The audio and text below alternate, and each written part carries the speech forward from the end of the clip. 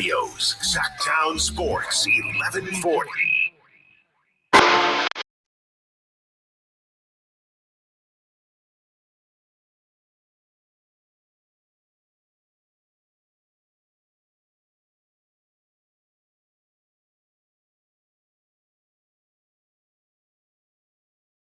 Your home for Kings basketball for over 25 seasons. Sacktown Sports.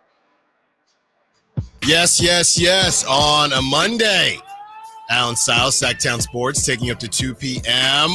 We are back in full effect. Thank you to Brendan Nunez taking care of business on Friday. We are back in the building. Kyle Ledbetter. Look, I know, Kyle, it's going to be a rough go for you today with your Kansas City Chiefs unable to get it done, but we will hopefully get you back on the right side of things with another Kings win as we break down what they did against the Pelicans, and that will lead us up to what we hope they do against the Dallas Mavericks. The Dallas Mavericks, I mean, you couldn't draw it up any worse with this Anthony Davis situation.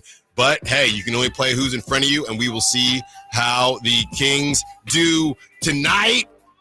But first, we have the Super Bowl recap. And, look, man, so many things to break down, from the actual game to what you do with Jalen Hurts now. What conversation is he now in? Does anything happen with Patrick Mahomes? And, of course, the performance. Fair or foul, Serena Williams. Does this actually just show that Serena's still kind of thinking about Drake? Is it a good look, bad look? Is it any look at all? Did you not care? I feel like when I was first watching it, the Kendrick Lamar performance, you know, the energy was clearly there. Samuel L. Jackson is doing his thing. And I found myself entertained but not floored, if you will, right? And then you go back, it felt like it was one of those things, and this is kind of indicative of who Kendrick is, but it felt like once I saw everything on social media and all the different breakdowns, it made me appreciate it more. But I also am not sure if that's what a Super Bowl performance should be, right? Should you have to dig deeper, or should it just be, there's Shakira and J-Lo, they're doing their thing. So, you know, there's Usher doing his thing. So I don't know if I had to give it a grade. I guess initially I would give it a B. I think that's where I'm at with it. I don't think it was an A- performance, but it's a solid B. Okay, so I'm going to do like 30 seconds of just like super in the weeds nerdy music guy. Okay. They always say Super Bowl halftime shows, you know, how does it rank versus this, that, or the other? Mm-hmm. I feel like this show you can't compare to other halftime shows only because the formula for the Super Bowl halftime show is like a career retrospect for a lot of these people, yes. right? It's Katy Perry doing her hits. It's Lady yes. Gaga doing her hits. It's Rihanna doing her hits 9 years after she's put out new music. It's right. Usher, all that stuff. That's kind of the formula they go for. Yes. What's unique is like this was like one part of a larger cultural thing that had been happening all year, right? Mm-hmm. It feels like this wasn't even the biggest Kendrick moment of the last year because you had the concert at Inglewood, you had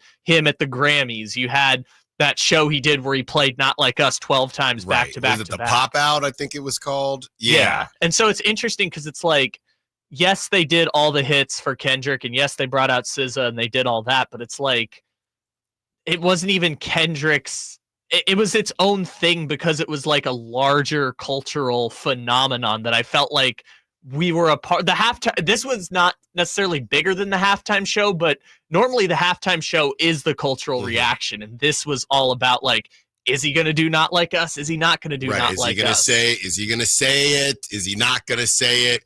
Yeah, and I guess that made it the word I would kind of use is niche, right? And that is not normally what you go for in the Super Bowl, but like I said, I understood everything, but I could understand people not hip on what was happening feeling very confused. That word's got some tough connotation because last year, before they even announced the Super Bowl halftime show, I said Usher would be a niche choice for the Super Bowl halftime show, and then they chose Usher, which is funny. But now that you saw Kendrick, do you understand why Usher was nowhere near niche? Yes. Okay. But it was niche in the sense that I don't know Usher music, okay? Like, I know the hits. I know the one he did with Lil Jon, but it's like, that halftime show wasn't for me. That was for your generation and above. Millennials and all of that. So, yeah. This was for me. Yes. And this was for, I mean, Kendrick, when was the last time we had, like, a pop culture, like, the Super Bowl halftime show? You guess you could say The Weeknd, because The Weeknd had just released Blinding Lights, which is, I think, still to this day, the most streamed song on Spotify. But other than The Weeknd, I can't think of a Super Bowl halftime show like that, where it's like usually the halftime show creates the pop culture moments. And this was like everything was already happening and the halftime show was just dumped in the middle of it.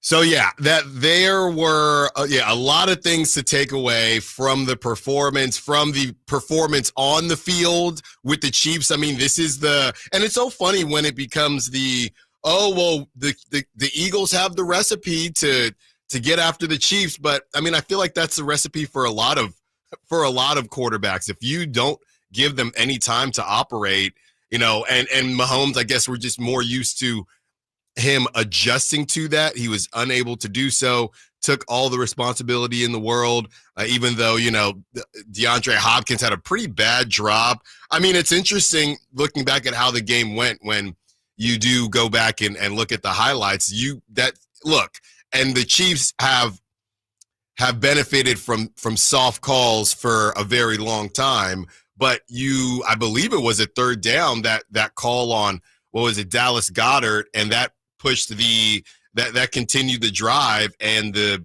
Eagles end up scoring on that drive. If that doesn't get called, now, like I said, the Chiefs have benefited from that for a long time. But it's crazy to think that, and maybe I am crazy saying it, but it feels like if that doesn't get called, who knows what happens? I'm not saying the Chiefs probably don't win, because you still would have to stop that pass rush, and they were unable to do it. But that felt like a pretty huge momentum shift in the game. So, I don't think it would have made a huge difference, but it was interesting seeing the Chiefs on the other side of that. And, with Jalen Hurts and how he played, I've been very vocal about just not trusting Jalen Hurts that much. And what he did last night, I mean, what else can you say? What else can you say? I mean, you go out there, you take care of business, you avenge the loss from a couple years ago, and he still made a mistake. He still threw that pick, but what he could do with his legs, that was vintage Jalen Hurts. And these guys in the NFL and just athletes in general, you never know what they're going through as far as their bodies. And it feels like watching Jalen Hurts this season, it's very clear to me that coming off of that Super Bowl loss, I don't know what happened or when it happened, but it's very clear to me that Jalen Hurts was not healthy for a lot of last season. And whether, that doesn't mean he didn't play. He did play, but you watch him this season and the spring is back in his step. And, I think the most interesting thing about Jalen Hurts is how we're kind of used to when you think of dual quarterbacks, you're normally used to the scrambling. He really doesn't scramble. They're all designed runs. Yeah, that's the offense that they've ran, which I give Kellen Moore all the credit in the world for coming in and saying, I think it was about like week 5 coming out of the bye week, where it's like, look, our best path is just run the ball, whether it's Jalen, whether it's Saquon, whether it's read options, because Kellen Moore comes from that Dak Prescott throw 450 yards of offense type. And he came in and said, look, our best strategy is, I know we have A.J. Brown, I know we have Devonta Smith. We're going to do design runs with Jalen Hurts, design runs with Saquon Barkley, and dare them to try and stop us. And that was the winning formula. And a lot of coaches wouldn't have that flexibility. So I give them all the credit in the world for that this year. Yeah, I'm still not completely sure what to do with Jalen Hurts. I think I tweeted yesterday, I'm happy they won. Shout out to Philly and the Eagles, but I don't know if I look at Jalen Hurts any differently, and I feel like I should after what he just did, and I don't know why I don't. And maybe I'm not the only one feeling like that, and we'll have that conversation throughout the duration of the show, 916-339-1140. Devontae Smith joined some elite company as well. We'll get into that. Are Chiefs fans allowed to complain or not? They've had plenty of success, so we'll get into all that. Pocket watching is coming up in about 40 minutes. We'll discuss where the Kings are after that huge W against the Pelicans, even though that did get a little bit dicey. We'll wrap up the De'Aaron Fox stuff. Obviously, I was out on Friday when Dave dropped all of that news, but I am caught up on everything, so I got to give my take on that. Bench players talking like starters. I hate it. Kevin Huerter, what are we doing? We get into that quote that he had talking about the fit and taking some subtle jabs at his former team, and not really sure why, Kev. Not really sure why. Nobody is taking any accountability. I'm not really sure why that is. And last but not least, Mavs Kings. We got a preview. Can the Kings? Don't sleep on the Mavs now. They've been beating some good teams. They beat the Celtics, and they didn't have Anthony Davis for that. They won't have Anthony Davis tonight with that adductor. But do not sleep on the Mavs, and we know what Kyrie can do. So Keon Ellis is going to be called on once again, and Keon has really stood out. When he plays 30 or more minutes, this team has been elite on the defensive end. 4 hours with you, Allen Stiles, Sacktown Sports. Time to check out Capital Casino, conveniently located at 411 North 16th Street in downtown Sacramento. On the move? Got somewhere to be? Take Sacramento Kings basketball with you. The Sacktown Sports app will let you stay connected to your passion. Never miss a moment of Sacramento Kings basketball with the Sacktown Sports app.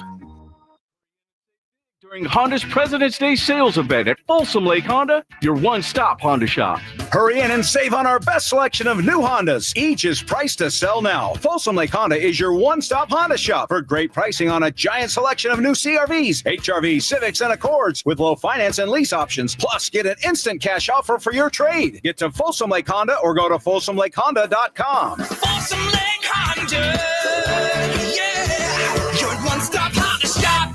Okay, guys, who is done with their Valentine's Day shopping? What are you waiting for? Stop putting off your Valentine's Day shopping and go to Prestigio Jewelers today. She's right. Prestigio Jewelers has everything you need for Valentine's this year. And you're approved guaranteed. No credit, bad credit, even bankruptcy? 6 months proof of income guarantees you a credit line of $400 to $10,000. Time is running out. Make this a Valentine's Day she'll never forget. Visit one of our showrooms today or online at prestigiojewelers.com.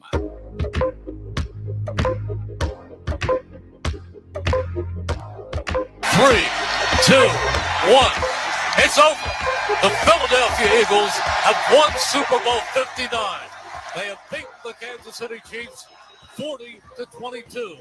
Your flagship station for the Beam Team, Sacktown Sports. Plenty of Kings talk coming up as the Kings look to get something rolling again here and take on the Dallas Mavericks, but we are still breaking down the Super Bowl and what just happened. I'll tell you this much, Kyle.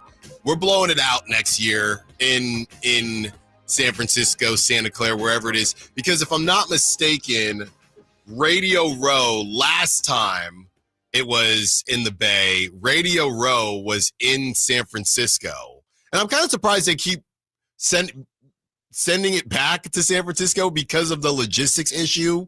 Because you had Radio Row in San Francisco, but then obviously the game is in Santa Clara. But also the media opening night thing was at the SAP Center in San Jose, which is even it's a nightmare.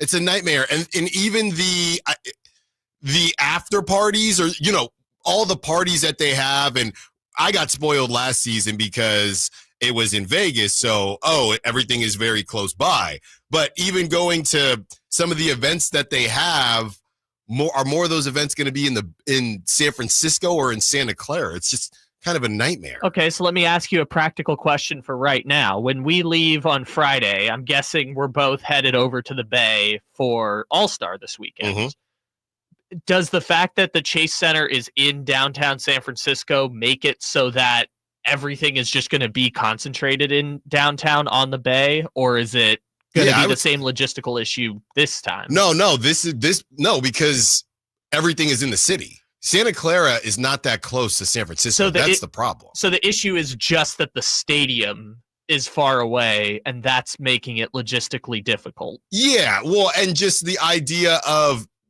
the Radio Row, everything normally feels so compact, and you can just, hey, so-and-so's walking down the street, ask them if they have 5 minutes to do the show, and it feels like in San Francisco, there just won't be that. Because if your hotel is in Santa Clara, right? How is Pierre Garçon going to end up in downtown for the day? I don't know. I think Radio Row also has gotten kind of condensed to like 3 days, and it's really only 2 days at this point. Like, it's Thursday and Friday are kind of the money days. So it's like, I think that logistically won't be an issue, because I think what's probably going to happen is a lot of people just aren't going to show up until Wednesday. Right. And at that point, the whole Radio Row is just all taken up by Pat McAfee's set. There's 2 sets that are just huge, and it's Kay Adams and Pat McAfee, and everyone's just watching everything that they do. I'm trying to think which network has the Super Bowl next year, because I know ESPN gets one coming up in the new cycle, but I assume it's not CBS because they just had it last year. But if the one that ESPN has the Super Bowl for, I would not want to be at Radio Row for that one, because that is going to be just all out. Every show, every one of their 600 personalities, it's going to be chaos. Well, it wasn't chaos last night for the Eagles, and Jalen Hurts, after that, that crazy fumble that he had a couple years ago, that was the turning point in that game. They could have won that game.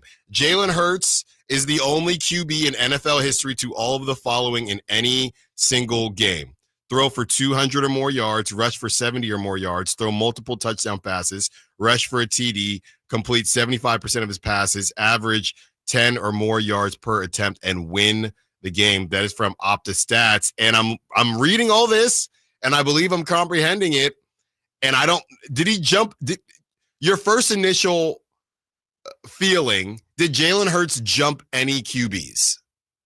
Waking up this morning, I'm trying to figure out if he jumped over anyone. I'm more willing to consider him as a tier 2 quarterback. What? You had him in tier 3? Well, I didn't have him in the same group as the Josh Allens, the Joe Burrows, the Lamar Jackson. I'm sorry, not the Joe Burrows, the Josh Allens, the Justin Herberts. Mm-hmm. I kind of had him as a tier below that. I kind of feel like he's in that top 5, because I kind of had him in the Brock Purdy Tua camp of like, I know you're very good. So you have him over Brock now? Oh, yeah. But I also, those guys were all in that group because I was like, I know you guys are very good quarterbacks, but you also play on totally unfair teams that just have talent across the board, which the Eagles still have. What changed for me with this game was Saquon Barkley was a complete non-factor. Like, Kansas City's defensive game plan was, it's not going to be Saquon Barkley. Right. And Jalen Hurts, I was listening to Nick Wright, and he made the point, like, you could make the argument the weakest position group on the Philadelphia Eagles is the quarterback room. Like, as good as Jalen Hurts is, everything else is so good. And what I was impressed by was just Jalen Hurts was the reason they won that game. Right. Like, Saquon, the Kansas City said, we're taking away Saquon Barkley, and they did, and Jalen Hurts made big play after big play to win the game. Right, and that's why I'm waking up this morning trying to figure who did he jump for me. I guess I didn't have him because I don't think Tua is very good, but he obviously jumped Tua to me if that was a conversation. I guess he jumped Brock. You have to. You beat the man. He jumps Brock. I kind of think of him now in the same tier as like Joe Burrow, Justin Herbert, Dak Prescott. And a lot of people, we're not going to do the Dak thing today, but a lot of people wouldn't even have Dak there. I get it, but Dak, we're only like 1 year removed from him being second in the MVP. Yeah. So, I think for Jalen Hurts, it's one of those things where, and what's crazy is all these Niner fans are worried about paying Brock. And after you pay Brock, will you be able to keep the team? Well, that's why these guys get paid the big bucks. Jalen Hurts got paid, and their team looks pretty darn complete to me. I think this is my take on Jalen Hurts, and it's the one that I kind of had before, but it's really true now. His football journey is like the most unique 30 for 30-esque story I've ever seen. Mm-hmm. To go from being at Alabama and going like 24-1 as the starter, benched for Tua, stayed at Alabama, replaced Tua again in the SEC championship game and led Bama to a comeback when Tua got hurt, went to Oklahoma, finished second in the Heisman, lost in the playoff, then goes to the NFL, replaced Carson Wentz with the Eagles, because people forget that. It was a big deal when he replaced Carson Wentz, who was the franchise guy for the Eagles. And then now he's then to lose the Super Bowl and then to now win the Super Bowl again. It's one of the most insane stories of any quarterback, regardless of how good or bad he is. The story is just incredible. And that's just how it typically is. I feel like for Eagles quarterbacks, they all have crazy stories. You have Nick Foles and him coming in when Carson Wentz got hurt. I still think that when they brought in Kenny Pickett, there was still a conversation to be had as far as Jalen Hurts was concerned. And I believe that was right after they got smacked by the Bucks in that first playoff game. And I think there was, I always said, if Jalen doesn't start out hot, Kenny Pickett and might have a conversation. And that didn't end up being the case, because actually it wasn't Kenny Pickett. It was when it was Gardner Minshew. It was Minshew madness, and Jalen had just came off the one good year, but I think a lot of conversations were still happening. Hey, well, if Gardner Minshew does this, or if Jalen regresses at all, I did not think that Jalen was going to get back to another Super Bowl. Now, I didn't see Saquon Barkley being this, but I did not think that Jalen was going to get to another Super Bowl, let alone win it. And he did. It's just, it's that simple. And, I think he has to be in that conversation because, to your point, Kyle, of how they won. If this was a conversation where Saquon goes for 200, he doesn't win Super Bowl MVP, then I think a lot of people could, have the Brock Purdy conversation. And I'm just saying that's how a lot of people, feel about Brock. But the way he did it, it goes without saying he's got to make a leap and be in that conversation, at least for now, of the tier 2 guys. But I think Josh Allen, maybe I still think it's the big 3 or 4, but I would say how can he not be 5 based on what we just watched? How can he not be 5? Yeah. And I think the reason I say tier 2 is because I don't want to debate the difference between 5th and 6th right. Who cares, whatever. Sometimes Herbert's better than him. Sometimes he's better than Herbert. It's fine. It's just both can be true. It can be Jalen Hurts was the reason they won that game, and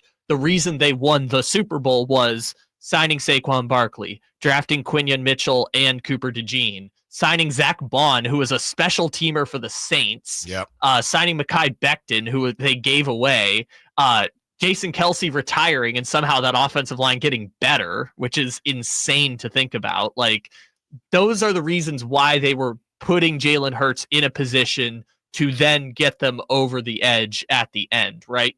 They got to the Super Bowl because of all of that, and then once they were there, Jalen Hurts was the reason why they won that game. Got some more NFL news on the other side. Debo is granted permission to seek a trade. Is it weird how this thing ended in SF? And do you care that he was FaceTiming A.J. Brown right after they won the Super Bowl? Allen Stiles, Sacktown Sports. Tonight, Kings and Mavericks. Game night with Scott Marsh and the high flyer Henry Turner starts at 4. Tip-off at 5:30. The Kings play here on Sacktown Sports. Sacktown Sports, 1140. Mornings can start feeling the same. Wake up, brush teeth, go to work. But with breakfast from Wendy's, it's like, wake up, Brush teeth. Baconate with a breakfast Baconator. Roll with the sausage breakfast burrito. Buddy it up with a honey buddy. Or get seasoned with seasoned potatoes. And then go to work. Sorry. When you're ready for a fresh wake-up call, gotta be Wendy's. At participating U.S. Wendy's during breakfast hours. Why choose a Sleep Number smart bed? Can I make my side softer? Can I make my side firmer? Can we sleep cooler? Sleep Number does that. Cools up to 8 times faster and lets you choose your ideal comfort on either side. Your Sleep Number setting. And now save 50% on the new Sleep Number limited edition smart bed. Plus free home delivery when you add a base. Ends Monday. Exclusively at a Sleep Number store near you. Learn more at sleepnumber.com. What if your limited inventory had unlimited potential? What if your biggest risk was not taking one? What if you could make every move matter? Bank of America's business solutions can help bring your biggest what-ifs within reach. Find out how our digital tools, cutting-edge insights, and trusted expertise can work for your business. What would you like the power to do? Visit bankofamerica.com/banking for business to learn more. Bank of America is proud to be the official bank sponsor of FIFA World Cup 2026. This is a story of the one. As a maintenance specialist for university housing, he knows college students can major in wear and tear. Plus, housing so many students doesn't leave a lot of room to house all the supplies he needs. That's where Grainger comes in. With over 1 million industrial-grade products and fast, dependable delivery, Grainger carries the quality products he needs so he doesn't have to. From a new door hinge to a whole new faucet. Call, click Grainger.com, or just stop by. Grainger, for the ones who get it done. Drivers who switch and save with Progressive could save hundreds. With that kind of money, you could go big time and switch to the expensive shampoo with amino acids.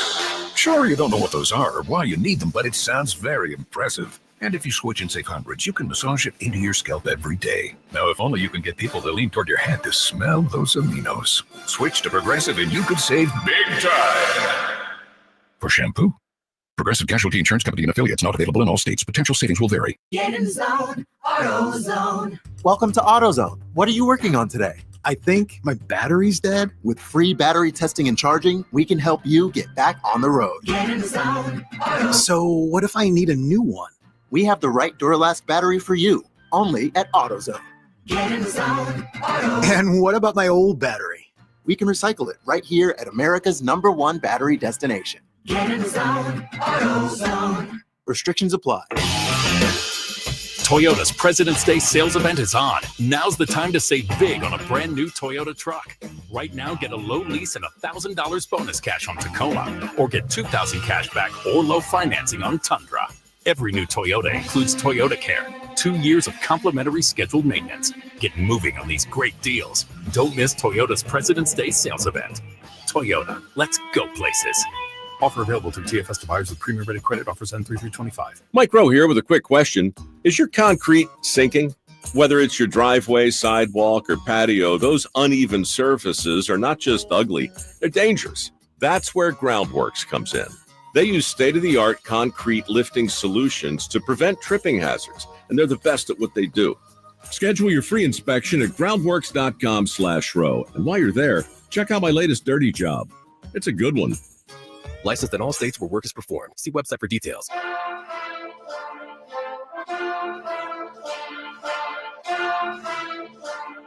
goes Mahomes. He's rushing. He's looking. It's intercepted. It's intercepted.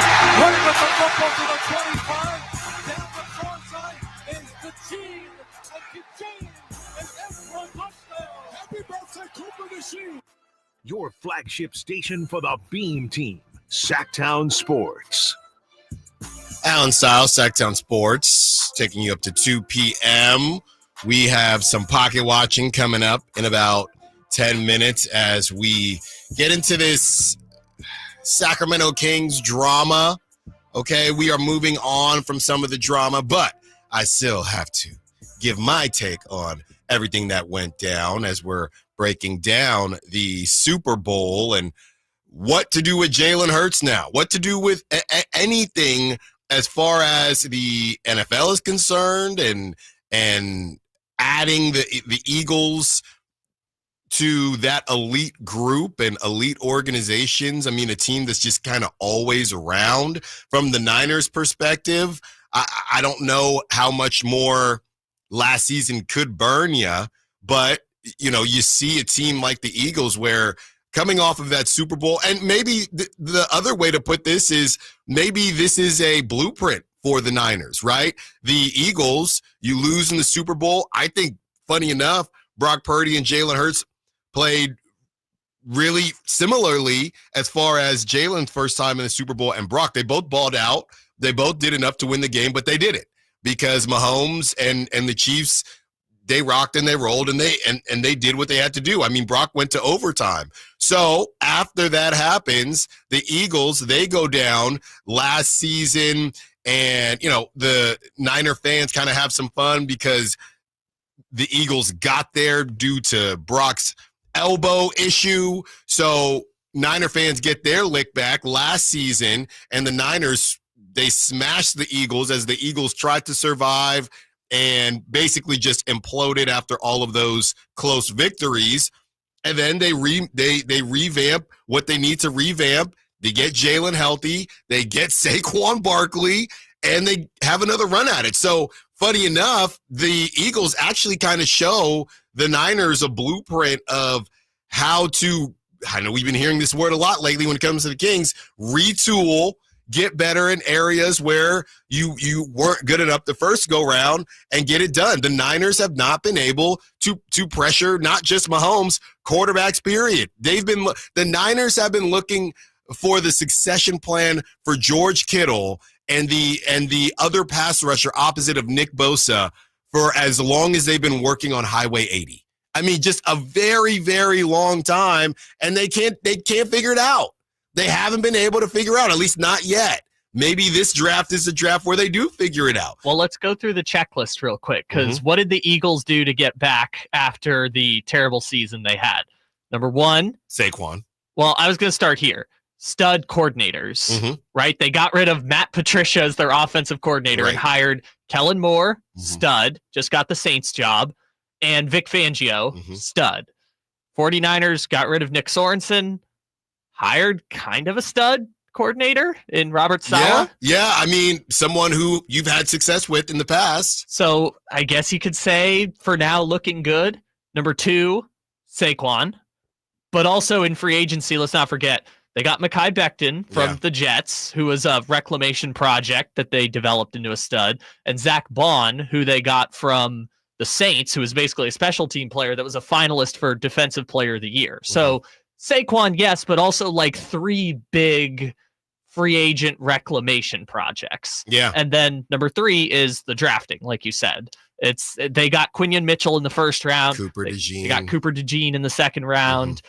They just nailed it in the draft. I mean, even before that, drafting all those Georgia players was just genius with the Jordan Davises and lucking into Jalen Carter and everything else. But yeah, I think those three things are the things the Niners got to check off. And they also have to replace a wide receiver now, which is already something the Eagles didn't have to deal with going into last year. Well, I think it's funny because it's a quarterback in Jalen Hurts that he played really well, and you're not really sure what to do with that. I'm going to send him to the top of tier 2. I think that's just where he'll probably always sit.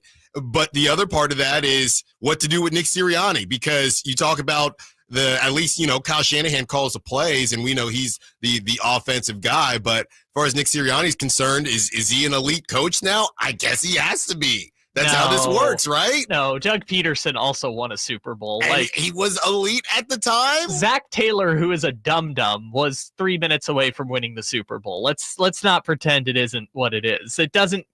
Winning the Super Bowl does not mean that you're a great coach or not a great coach. You can win a Super Bowl in spite of great coaching. You just need a coach who's not going to drive the whole thing off the tracks. So what to do with that? Speaking of that wide receiver who is disgruntled, let's say that. This is from Adam Schefter. The 49ers have granted Debo Samuel and his agent, Tory Dandy, permission to find a trade partner for the wide receiver, Samuel told ESPN. This comes after Samuel asked San Francisco to trade him during the players' exit meetings after the season. Here's the quote. "It was a hard conversation to have with Kyle because of the relationship that we have," Samuel said today, "but I have to do what's best. I'm more thankful for the Niners giving me the opportunity of a lifetime. But now I think it's best that we find another team. So, look, we went through this a couple years ago. Debo wanted to get paid.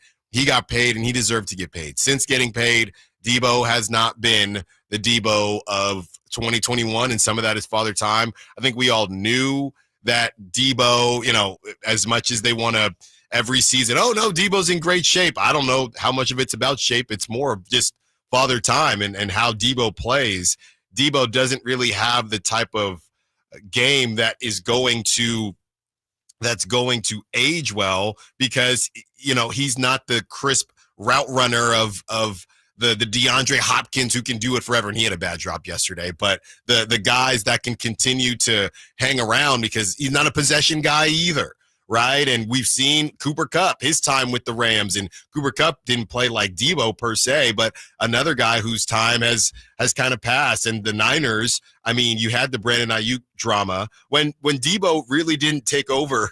When it went to Juwan Jennings after Brandon Ayuk goes down, that's when you realize, and I've said this before, that the Niners offense just kind of, and when you got a real quarterback in Brock Purdy instead of Jimmy Garoppolo who couldn't throw the football, the Niners offense kind of outgrew Debo, and there was really nowhere left for him. And they go on to draft the Ricky Pearsall draft. Just still, a lot of people are kind of bagging on the Ricky Pearsall draft just because of the talent that a lot of these teams that did go to the playoffs were able to add immediately, and the Niners taking a wide receiver that a lot of people don't think will ever be better than a 2, or we'll see, but I don't know that Ricky Pearsall will ever be a clear-cut 1. It just seemed a bit unnecessary, and that's the type of stuff that you can't have happen when you're trying to retool, right? So, that you bring in Ricky Pearsall and he has the tragedy, and he even comes back and got some looks. And then there was the whole thing about Debo. I just need more opportunity. What was that tweet? I just need more opportunities or more touches. Then he proceeds to have a terrible game that very next game. So, it's sad that it has to end like this, but that's typically how these things end. And Juwan Jennings, the Niners, we're talking about T. Higgins. I don't even know how much the Niners need. Why do the Niners need another wide receiver? I don't even think they do. Well, they need somebody. It's just they don't need a $25 million receiver, but they do need somebody else. You got Juwan. But that's my whole thing, though. You got Juwan Jennings. You got Brandon Ayuk. If you need somebody, then why the hell did you draft Ricky Pearsall? I think they just need a fourth receiver, right? Even if that fourth receiver, they don't need a T. Higgins. They need a Tyler Boyd is kind of my thought. They just need somebody that can run 4 receiver formations. And maybe they got rid of Ronnie Bell, right? So that's not even an option anymore. Maybe it's what's the 5th round rookie, Cowan? Yeah, Jacob Cowan. Maybe it's him, but I just kind of look at it like they need some level of production from some fourth receiver. Maybe it's already in house, but yeah, they have to add something to replace Debo. They can't just get rid of him and say, we're going to be fine without him. So that is, and a lot of Niners fans, and I don't know. I mean, look, Debo was at Radio Row with him and A.J. Brown are close. We know this. Debo was at Radio Row in an A.J. Brown jersey, and that rubbed Niners fans the wrong way because obviously Debo, a Niner, is wearing an Eagles jersey.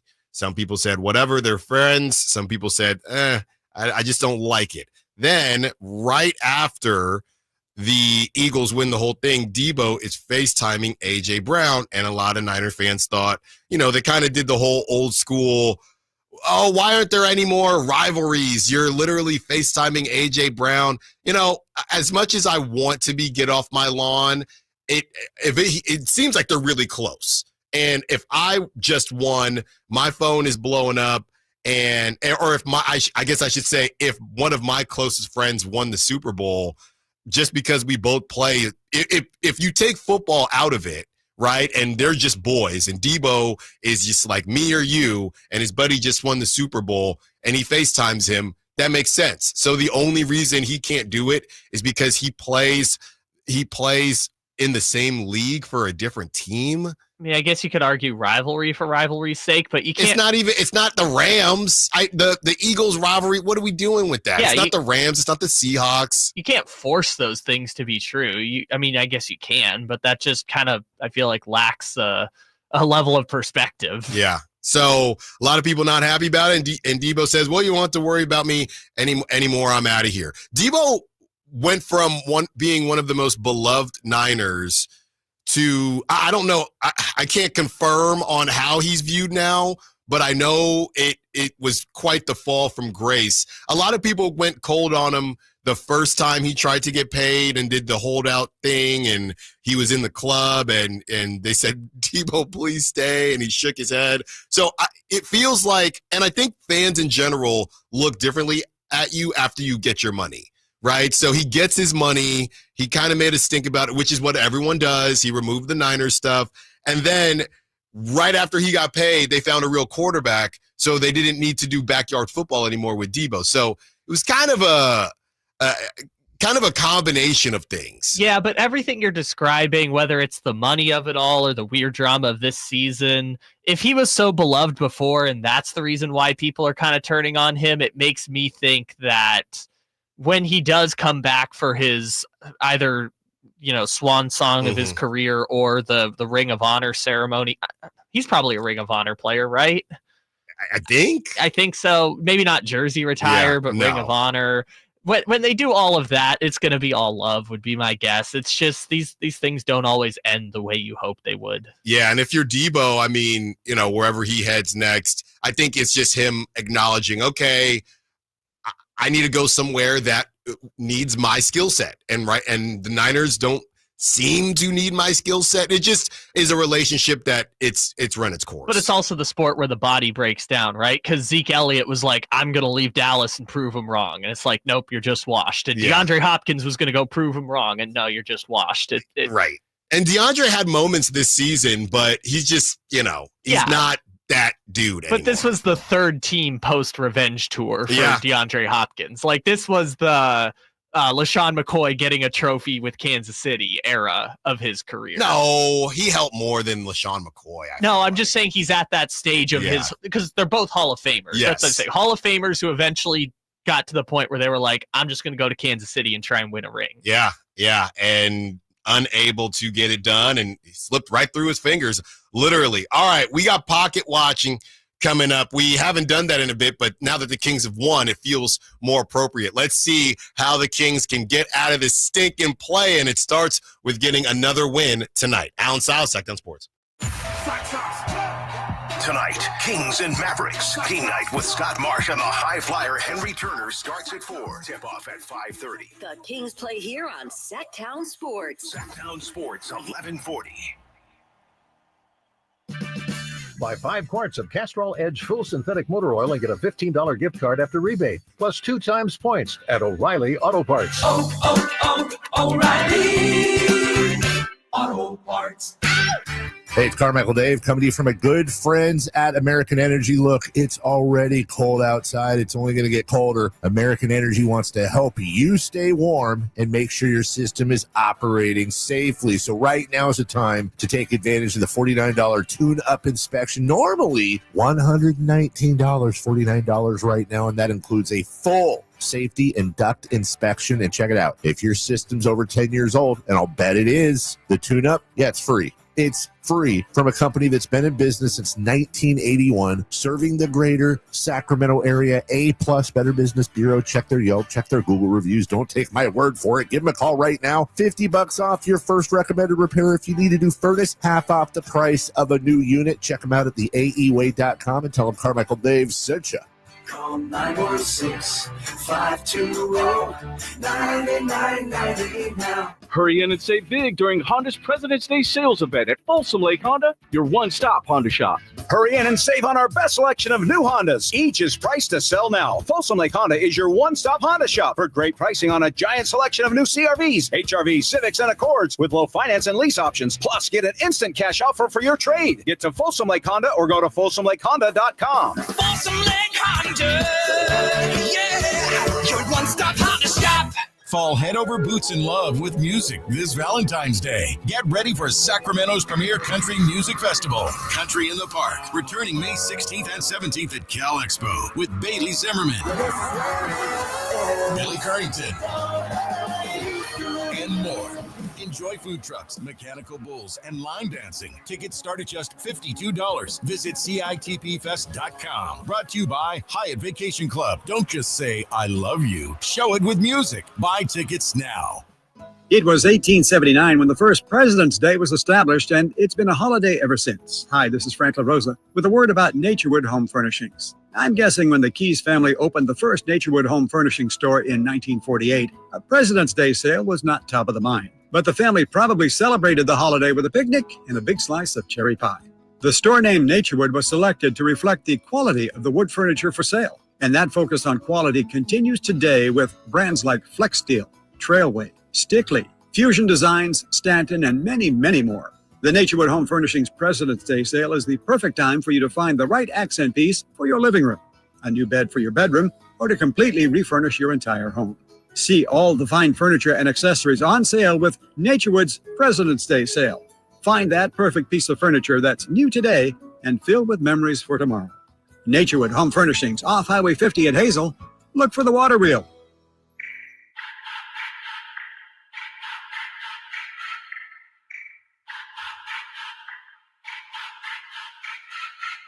Your home for Kings basketball for over 25 seasons. Sacktown Sports.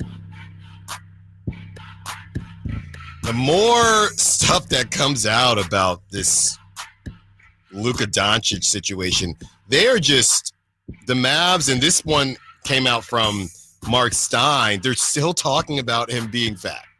They just need to stop. The Mavericks, you're saying? What did they say? This is from Mark Stein. They didn't want to give him the Supermax, $350 million. It was largely Nico Harrison, who has increasingly believed since the Mavericks' one-sided loss to the Celtics in the NBA Finals that Doncic would not improve his commitment to conditioning, his off-court dietary discipline, would not improve as a leader or culture setter, would not improve his well-chronicled comportment issues with referees, would not be able to stay healthy as he got older, and thus could not, after the Mavericks and Doncic grappled with these issues since Harrison arrived in 2021, be given the 5-year Supermax deal worth nearly $350 million. I mean, the revenge bot. I mean, we're going to find out if Luca cares at all. The revenge bot on this is going to be insane, right? I mean, we always make fun of fake bulletin board material. They are just publicly saying, yeah, we think Luca is not a leader and he's fat. They're publicly shaming him. They are literally shaming him in public. This is crazy. The whole saga is unlike anything I've ever seen before. And I kind of thought about this when it first happened, which is you as an organization are caretakers for the city. It's why I think relocation should not be allowed. They're essentially public trusts. And when you break that public trust, what happens? And we've never seen a situation quite like this before, where when someone broke the public trust like that, people are literally protesting. Hundreds and hundreds of people protesting outside the Mavericks arena. Yeah. Have we ever seen that before, where there's a dude in a chicken costume kneeling on a casket while they play See You Again outside of the Mavericks' first game, where they just acquired a future Hall of Famer? It's who is now out. I mean, that's just the worst. If you are a Maverick fan that tried to just say, all right, well, we're all in this season, and Anthony Davis gets hurt in the debut, I mean, you cannot. I don't really have any friends that are Mavericks fans, so there's nobody I can call, but I do feel for them because I don't know what they did to deserve this. No, and that's why it's so wrong, is you got the one thing that everyone dreams of in the sport, right? A 25-year-old, 5-time first-team All-NBA player, guaranteed to walk into the Hall of Fame, and he wanted to stay in Dallas. And we've never seen a situation where that trust is broken like that, to the point where people are canceling season tickets, protesting outside the arena, doing all this and the other. Meanwhile, the Lakers on the other side are like, well, we tried to trade for a center and he failed his physical. So now we have just a mix match of players around Luca. And by the way, Luca hasn't even signed his extension and doesn't have that much of an incentive to do so. So the Lakers on the other side are like, we feel like we're making out like bandits, but even their situation is totally up in the air. Well, and there are reports now coming out about LeBron, his camp noticing how the Lakers, when it comes to some of the things that Luka has wanted, right? And basically how the Lakers have been more willing to accommodate Luka in certain ways than they were to accommodate LeBron. And look, it is the gift that keeps on giving when it comes to the NBA and being filled with drama. So we'll see what happens there. As far as on the court for the Mavs, they are in the 8 seed. The Kings are in the 9 seed as we get into a little bit of pocket watching here. The Mavs are 5-5 their last 10 games. The Kings obviously are 4-6 their last 10 games. And if you're looking at that, the 6 seed and the 7 seed, we do have a little bit of movement. The Clippers, who I felt pretty confident that they were going to be able to hold on to that 6 seed. I mean, the Timberwolves have gotten hot, and it's 2 games that's separating everyone with or 3 games for the Kings. So the Kings with 26 losses and the Timberwolves and Clippers with 23. If the Kings can get it done tonight, that drops the Mavericks back down. And I believe that would give the Kings the tiebreaker against the Mavericks. Didn't they already beat the Mavericks, or did they not play them yet? No, they beat them in that Dinwiddie, PJ Washington. That's right, the G League Mavericks. Yeah, I think they still play a couple more times this season, maybe at least one more time. But yeah, they would have at least a split of the season series. I'd have to look at the full schedule. So that is funny enough. When you look at the other teams, it's the Kings with 26 losses. They're at 26-26. Suns 26-26. And the Warriors 26-26. Look, I know a lot of people have fun with me and my past, covering the Warriors, being from the Bay Area. But I got to tell you, I'm not saying that they're going to win the whole thing. But no. Don't do it. I don't want to see that team in the play-in.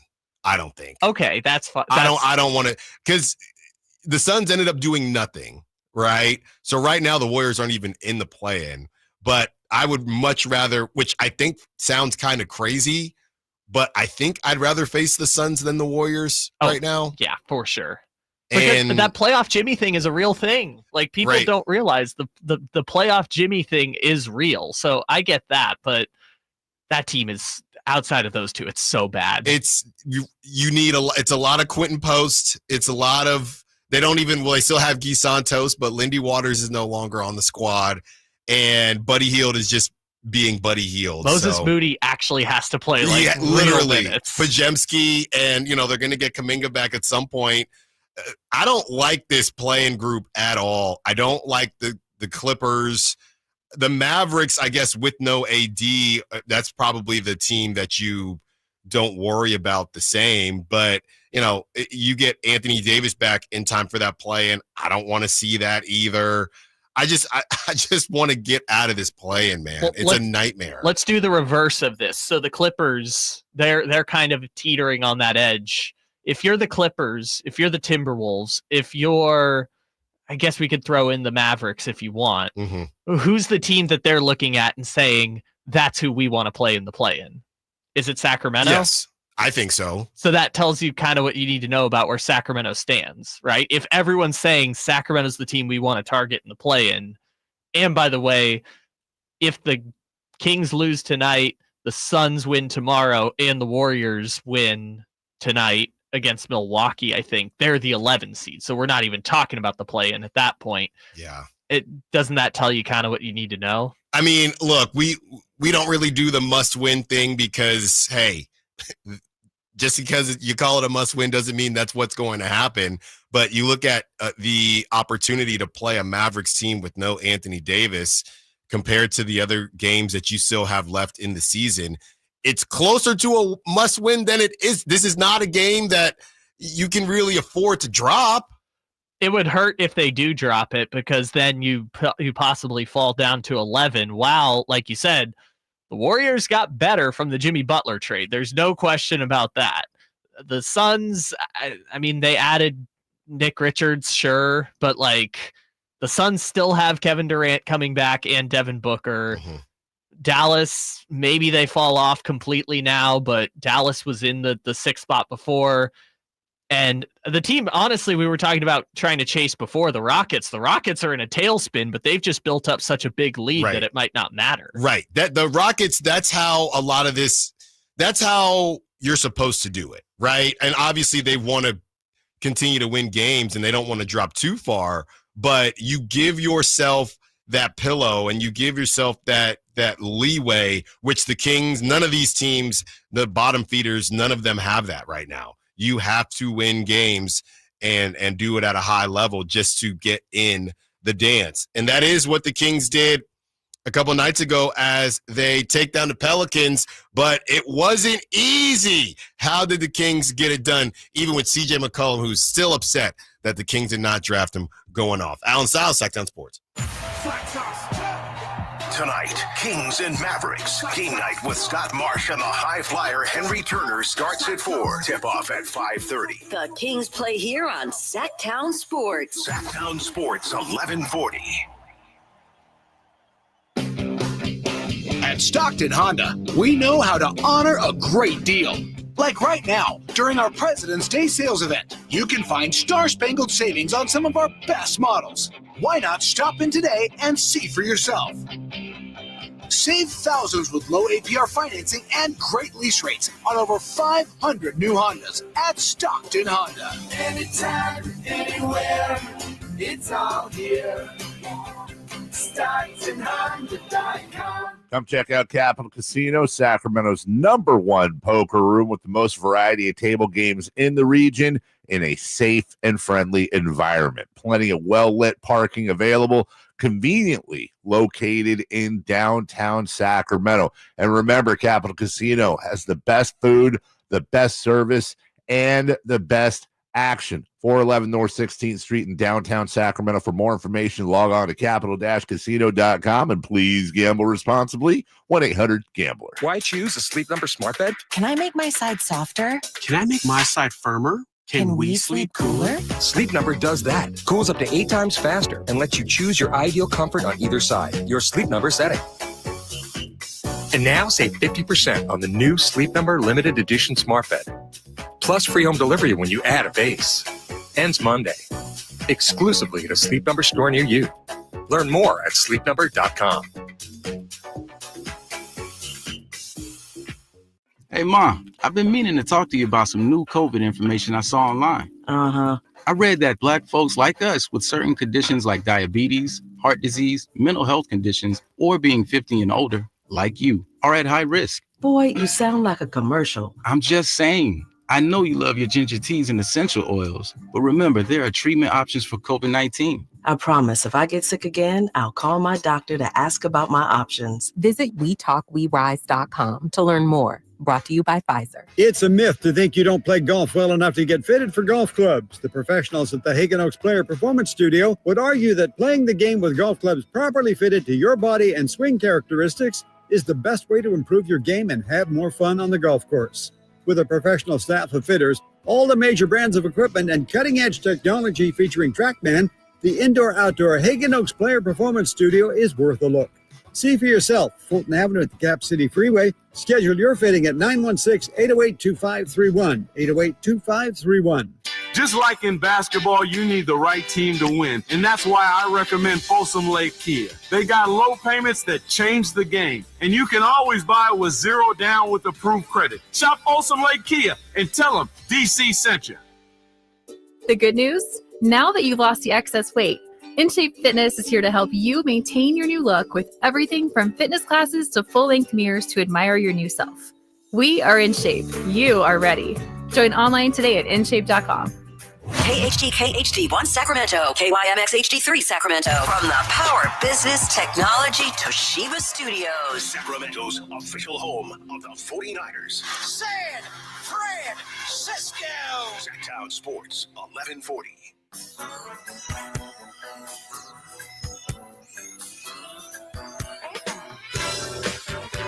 Valanciunas knocked away, but then Malik steals it back. Heads up the floor, throws to the right corner to Ellis. Step back, rainbow three. He's got the triple. Kings 105, New Orleans 87. A minute and 7 seconds into the fourth quarter. Your home for Kings basketball for over 25 seasons. Sacktown Sports. 1 hour down, 3 to go. And I have some more details from that story I had mentioned with the LeBron Luka drama, if you will, with the Lakers. This is from Dave McMenamin. LeBron's camp took notice of how quickly the Lakers traded picks to appease Luka Doncic, while LeBron had wanted the same for years. Here's the quote. What is clear is that Doncic will have a say, and it wasn't lost on James's camp, sources said. That Pelinka prioritized Doncic's involvement upon his arrival and immediately engaged in the Williams trade that he asked for when James had for years wanted the team to trade its picks to improve its roster. So, look, I don't think anyone's going to catch the Lakers. They only have 19 losses and they're rolling, but the implosion is beginning. So LeBron is hashtag noticing that what a nightmare for the Lakers, because you do the trade gets bounced back. My guy Dalton Connect is just sitting there thinking, so y'all didn't want me, or what's the deal here? So he goes back. What a complete, and now LeBron's saying, oh, y'all were able to make this move and didn't care about the picks to get help for Luca, even though LeBron is still on the team and still going to be able to, and then I was going to say be able to be a part of this, but then the deal didn't actually happen. So this is all over a deal that didn't even go through. Which is funny because honestly, that deal was terrible for the Lakers, giving up Dalton Connect, an unprotected first-round pick, for Mark Williams, who's played like 82 NBA games. Yeah. Like that, they lucked out by that trade not going through.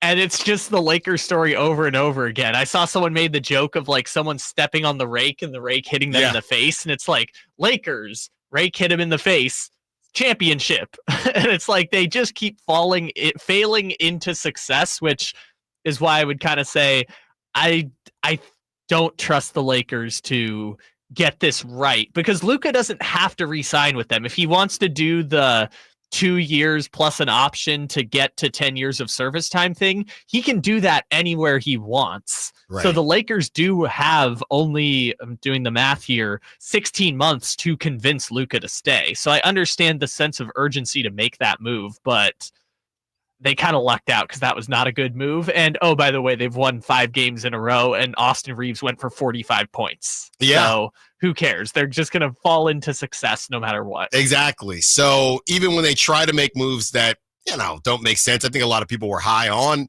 the move, but it was a high price tag. Even when they try to mess things up, they get bailed out.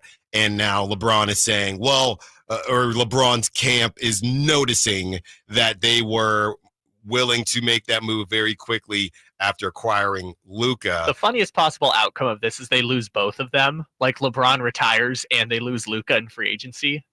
Won't happen. Won't happen. It just, and if they do, they would find a way to end up with someone else. That's just how it goes, and how it went this weekend for the Kings, finally getting there. It's not their first post De'Aaron Fox win, but it is the first Zach LaVine, Jonas Valanciunas, and Jake LaRavia era win, and they did it against a team that just completely owns them, and that's all they needed.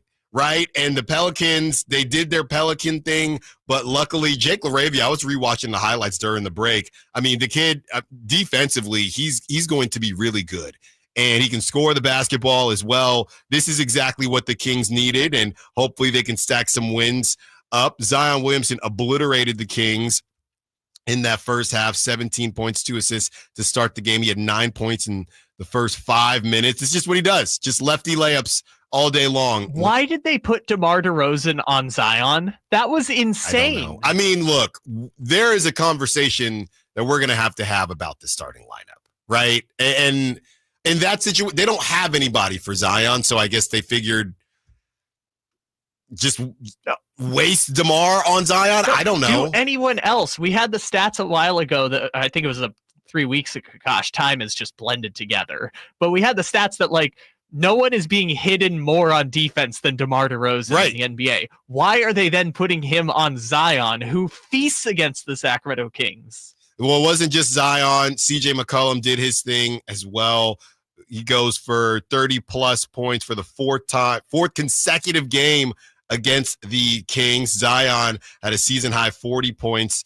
But ultimately, DeMar, the closer, did show up. He had 4 made shots and hit the big one to put the game out of reach. I mean, yeah, there you go.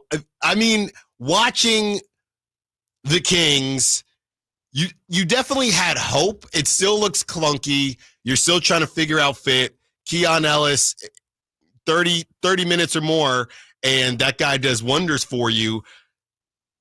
They're cooking with something. I'm just not necessarily sure if it's I don't know that it's a Hell's Kitchen elite meal. I think it's not fast food, but I don't know that it is a 5-star either.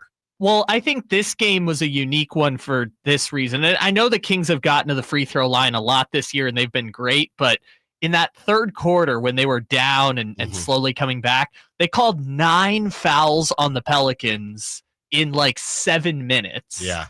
And the Kings shot 19 free throws. They were 16 for 19 from the free throw line in the quarter. And I had this stat on the broadcast. They made more free throws, the Kings did, in that third quarter than they made in 18 entire games this season.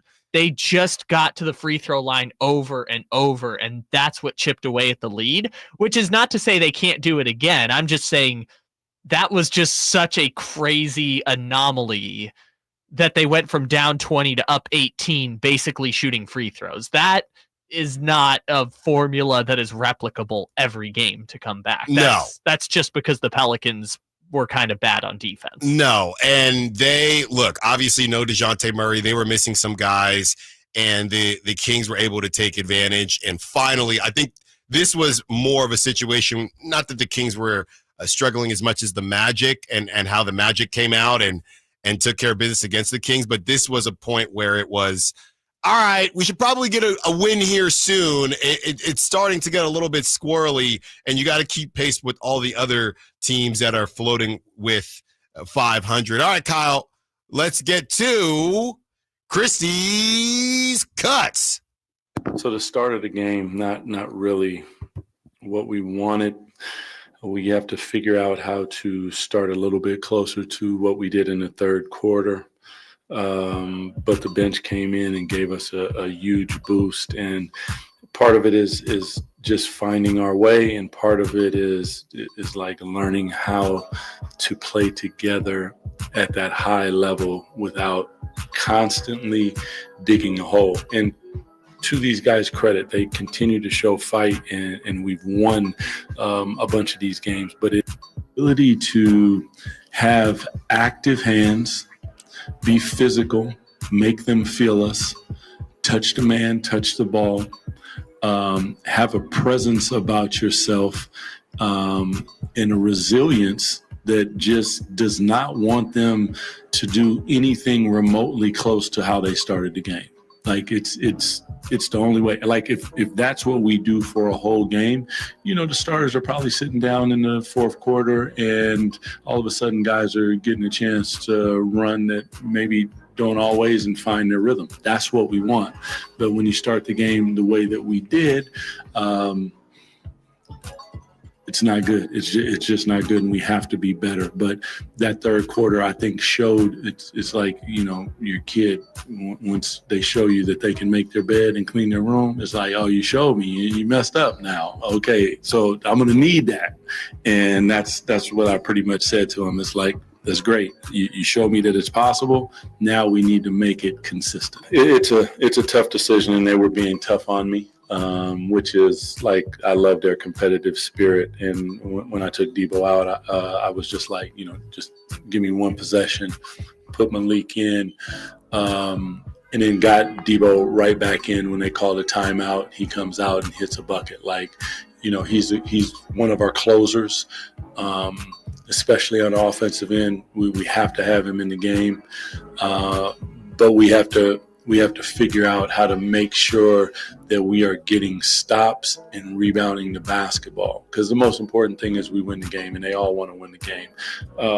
But you are correct. Like, it's a good problem to have. It's one that I will relish, and from time to time they will get upset with me, and I understand that. I love them all, but I love winning most. It's really good, to be honest with you, to be able to go to your bench and have production. And the production doesn't always need to be offensive, because that's not really there was some offense there, but like Jake immediately gets a steal. Like, those are the things that we need when we go to the bench. Jonas's size, his rebounding, his rim protection, those are things that we need from our bench. And sometimes it'll be we're ahead, they keep the lead. Sometimes we're behind and they need to bring us back. And tonight it was the latter. But it's a really good thing when you look down there and you're like, oh, okay, come on in, as opposed to, oh boy, we're in trouble. And yes, there was a lot of trouble early this season. I do wonder, and I think we'll probably always wonder, if Valanciunas and Jake LaRavia would have, and everybody knows, or I shouldn't say everybody knows, but a lot of people are aware of the contract situation with Jake LaRavia, probably going to get priced out. The Kings can only offer him $5 million, whatever it is. So this is more of a rental, which was why the price tag was a bit low on him to acquire him before the trade deadline. But, I guess I'll always wonder with this, and with everything that came out from what De'Aaron had to say to Carmichael Dave, and we'll talk about that in the 11 o'clock hour. But with everything we know now, I guess it feels like it was already moving in that direction once they moved on from Mike Brown. So, and that's kind of where we've been with this. It was never about what the Kings were going to be able to acquire this trade deadline. Nothing was going to keep De'Aaron here once they moved on from Mike Brown. So as much as I wonder, man, what would this team have looked like if you just keep De'Aaron, so you don't have Zach LaVine, you keep De'Aaron, you add Jake LaRavia, and you add Valanciunas? Would that have been enough for De'Aaron? I guess we'll never know. I guess it's also a catch-22, because they wouldn't have been able to get those players without the second-round picks that they got in the De'Aaron trade. It would have probably been a John Collins and maybe Jake LaRavia. Those are the additions. Let's see what we do. So we'll never know. What we do know now is that Zach LaVine, Jonas Valanciunas, Jake LaRavia, there are things that they are bringing to this team that they didn't previously have. Is it enough to actually make a run? We will discuss the new Kings in their Golden One Center debut. Allen Stiles, Sacktown Sports. Tonight, Kings and Mavericks. Game night with Scott Marsh and the high flyer Henry Turner starts at 4. Tip-off at 5:30. The Kings play here on Sacktown Sports. Sacktown Sports, 1140. Hey, this is Greg Papa. Are you working through a major insurance claim? SunPoint Public Adjusters can help. SunPoint prepares, presents, and negotiates your claim with the insurance company, working only for you, making sure you get everything you're entitled to, not what just some adjuster working for an insurance company thinks you should get. Call SunPoint today at 888-247-7865 or contact us at sunpoint.us. SunPoint Public Adjusters, the gold standard in public adjusting. License number 142N14884. Hurry in and save big during Honda's President's Day sales event at Folsom Lake Honda, your one-stop Honda shop. Hurry in and save on our best selection of new Hondas. Each is priced to sell now. Folsom Lake Honda is your one-stop Honda shop for great pricing on a giant selection of new CRVs, HRVs, Civics, and Accords with low finance and lease options. Plus, get an instant cash offer for your trade. Get to Folsom Lake Honda or go to folsomlakehonda.com. Folsom Lake Honda, yeah, your one-stop Honda shop.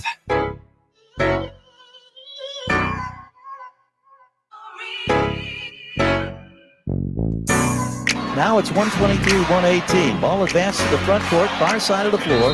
Tryon Williamson will put it in play. McCollum, a likely candidate. Take the inbounds to him. They give it to Murphy. Murphy now against Keegan Murray. At the logo, launches for three. Doesn't get it. Rebound, Levine. That'll do it. They're going to be lighting the beam here in Sacramento as the final seconds tick away and the Kings get the victory. Your home for Kings basketball for over 25 seasons. Sacktown Sports. 11 o'clock hour. Let's open up the phone lines. 916-339-1140. How you feeling about your Sacramento Kings? Can they still make a run at this? Are they better than they were? I mean, the roster is better. You lost De'Aaron Fox, obviously, but you upgrade from Kevin Huerter. You upgrade from Alex Len. I would say two big upgrade, and we're going to get into Kevin Huerter a little bit later. You're not going to want to miss that. You upgrade both those positions. So you downgrade in one position. You upgrade in two other positions. Are they better? I think so. Maybe they could. I guess they could be better. I don't know if they will actually be better, but they could be. The answer to your question is, will Zach LaVine be as productive and as good as De'Aaron Fox? That's going to be the answer to the question. Because you're right. In a vacuum, if you take the Colby Jones and the second round picks out of it, because they got the second round picks in the Fox deal, it's basically they swapped out De'Aaron Fox, Kevin Huerter, and Alex Len for Zach LaVine, Jake LaRavia, and Jonas Valanciunas. Right. And I think the answer to your question is just, well, how good is Zach LaVine? Because as great as Valanciunas and LaRavia have looked so far, it's in a smaller impact role. So Right. I feel like this thing goes as, not as Zach LaVine goes, but Zach LaVine's production is going to be a marker of whether the Kings get better from here or worse.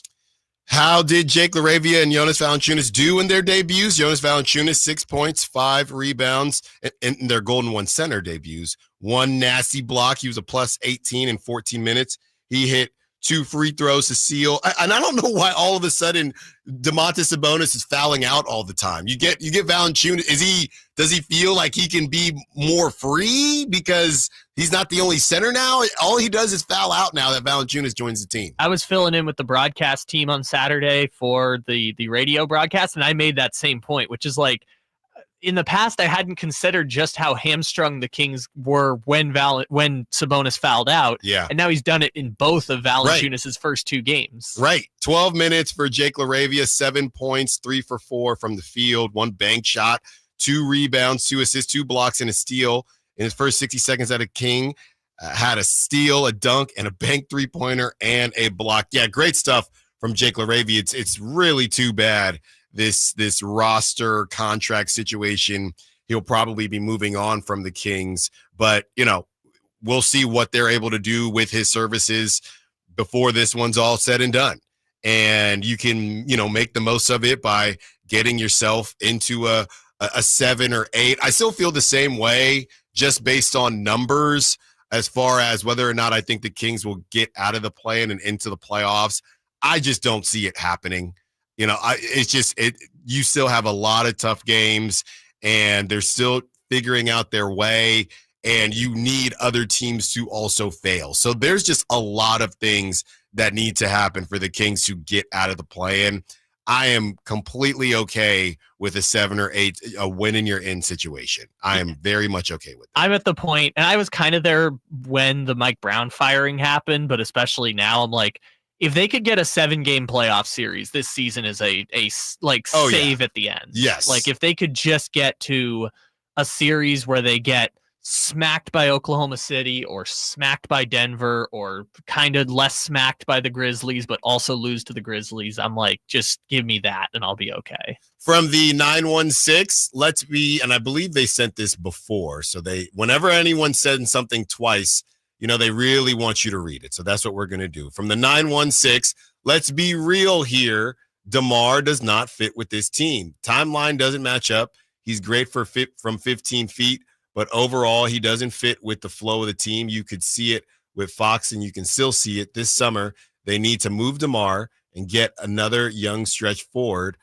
As far as right now, we need a backup point guard right away. Not fair to put so much on Malik Monk's plate. Can't ask him to bring the ball up the court, play, make, score, and play elite defense. By the way, Devin Carter will be with the Stockton Kings. He's being assigned to the G League team out there in Stockton. And look, I think that Devin Carter, it's looking a little project-y, okay? It's looking a little project-y. We'll see what ends up happening with Devin Carter. But I saw we were having a discussion about the starting lineup just on social media, and somebody said that Devin Carter needs to start. There is no universe right now where Devin Carter is a starting point guard in the NBA, which is fine. Which is fine. Yeah, I make this point all the time. It's like, especially every top draft pick is a project, especially the guys in that like 10 to 20 range of the draft.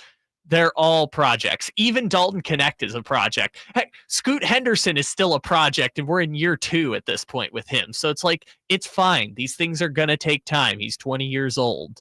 You weren't going to, and he was coming off shoulder surgery. Maybe you weren't going to get that immediate impact player that you thought we were when he had that awesome fourth quarter in Boston. And look, it's okay to feel like it wasn't the pick that made the most sense. It's also okay to feel like that, because that's kind of where I'm at with it, and Monty, it's okay to disagree with Monty's thought process of, oh, well, this isn't just a right now acquisition. We think Devin's going to be with us for a very long time. And it's okay to disagree with going in that direction, right? That's perfectly okay. And now you're still looking for another playmaker, just to the Texer's point, because it's just a lot of Malik Monk, a lot of time. And we saw him get into foul trouble that very first game after acquiring Zach LaVine, and, everybody kind of looked a mess, right? So this thing is going to keep on. And that next game, you saw Zach LaVine handle the ball more, and the Kings, that was the game that they lost to the Blazers. And even though the Kings, they did utilize Zach LaVine as a point guard more, didn't ultimately, it looked like there were more options, but it didn't look like, oh, now I'm not worried about the point guard situation. There was just someone else to bring the ball up, but it wasn't there wasn't another point guard out there. It just somebody else brought the ball up.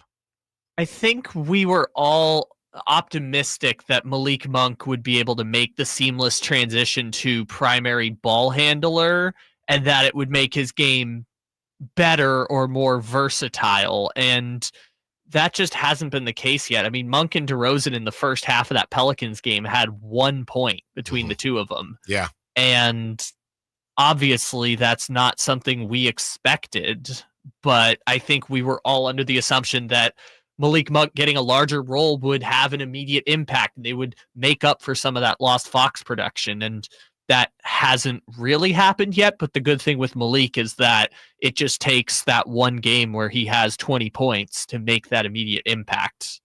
209 says, anyone advocating for DeMar DeRozan to be moved off this team is insane. This team needs to learn to play with each other. He's arguably the best player on this team. It really comes down to, look, I don't disagree with either of you. I don't disagree that DeMar, the timelines, I don't know what the timeline is anymore. That's the problem, because the timelines aren't that ridiculous, because your core, if you will, Malik Monk is 26 or just turned 27, and Domantas Sabonis is getting close to 30. So if you are going to use DeMar DeRozan, the time is now. Now, as far as what this team is going to be in 5 years, I don't think to be completely honest with you, I don't think anybody cares about that right now in that organization. I don't think anybody cares about that. I think they are just literally, I know it's the coach speak, but taking it day by day and play by play. But I honestly think that's how it is right now, especially if you're Monty McNair. I mean, all these guys, they're not sitting here thinking about the quote unquote second timeline. DeMar DeRozan right now is a high impact player. You know, if there is a conversation to be had in the offseason, cool, we'll have it. If there's something available, I don't know if there will be. 916-339-1140. We get to TC on the other side. We also discuss Kevin Huerter and De'Aaron Fox. A little sour grapes going on. Come on, man. Take some accountability. Allen Stiles, Sacktown Sports. Tonight, Kings and Mavericks. Game night with Scott Marsh and the high flyer Henry Turner starts at 4. Tip-off at 5:30. The Kings play here on Sacktown Sports. Sacktown Sports, 1140. On the move? Got somewhere to be? Take Sacramento Kings basketball with you. The Sacktown Sports app will let you stay connected to your passion. Never miss a moment of Sacramento Kings basketball with the Sacktown Sports app. Okay, guys, who is done with their Valentine's Day shopping? What are you waiting for? Stop putting off your Valentine's Day shopping and go to Prestigio Jewelers today. She's right. Prestigio Jewelers has everything you need for Valentine's this year. And you're approved to guaranteed. No credit, bad credit, even bankruptcy? 6 months proof of income guarantees you a credit line of $400 to $10,000. Time is running out. Make this a Valentine's Day she'll never forget. Visit one of our showrooms today or online at prestigiojewelers.com. The PGA Club fitters at the Hagen Oaks Player Performance Studio know that golf should be fun. They also know that players of all abilities will hit the ball farther and straighter, play better golf, shoot lower scores, and have more fun if they get fitted before they purchase golf clubs. Hagen Oaks delivers the same technology and major brands used to fit PGA and LPGA professionals. See how the game can be even more fun. Hagen Oaks Player Performance Studio fittings are available 7 days a week. Make yours today by calling 916-808-2531. That's 808-2531. Discover unbeatable value at Folsom Buick GMC's President's Day sale. Enjoy a 20-year, 200,000-mile powertrain warranty for lasting peace of mind. Lease the 2025 GMC Sierra EV for just $859 per month. Limited stock available. Save up to $12,750 on the Sierra Denali. Offers end March 3rd, 2025. Visit Folsom Buick GMC, your EV headquarters for power, performance, and savings. Call now before these deals are gone. Fall head over boots in love with music this Valentine's Day. Get ready for Sacramento's premier country music festival, Country in the Park, returning May 16th and 17th at Cal Expo with Bailey Zimmerman, Billy Currington, and more.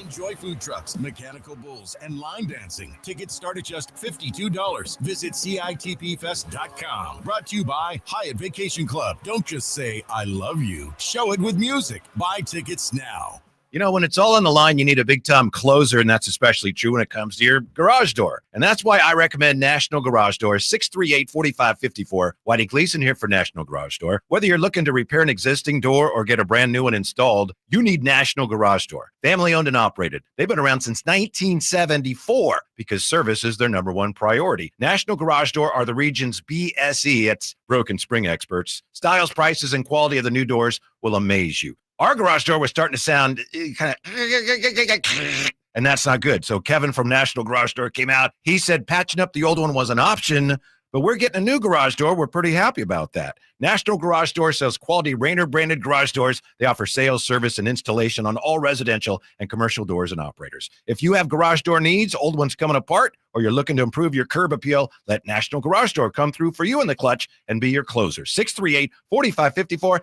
National Garage Door. This year, resolve to save on the all-new 2025 Silverado at Maida Chevy. With $8,000 off MSRP after rebates on over 30 new half-ton Silverado LT and RST. After rebate. And Maida Chevy has one of the largest selections of new 2025 Silverados in the Sacramento area. $8,000 off new 2025 Silverado at Maida Chevy. Now that's big. Huge. See them all at MaidaChevy.com. Together, let's drive. Not available with special financing, lease, and some other offers. Based on 2011 or newer Chevrolet.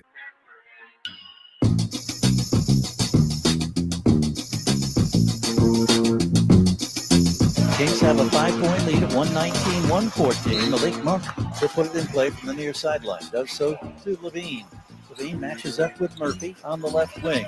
Enters now to DeRozan. They clear out that side and let Debo go to work. At the moment, only one defender. Now he digs to a double team, turns, launches, scores! DeRozan.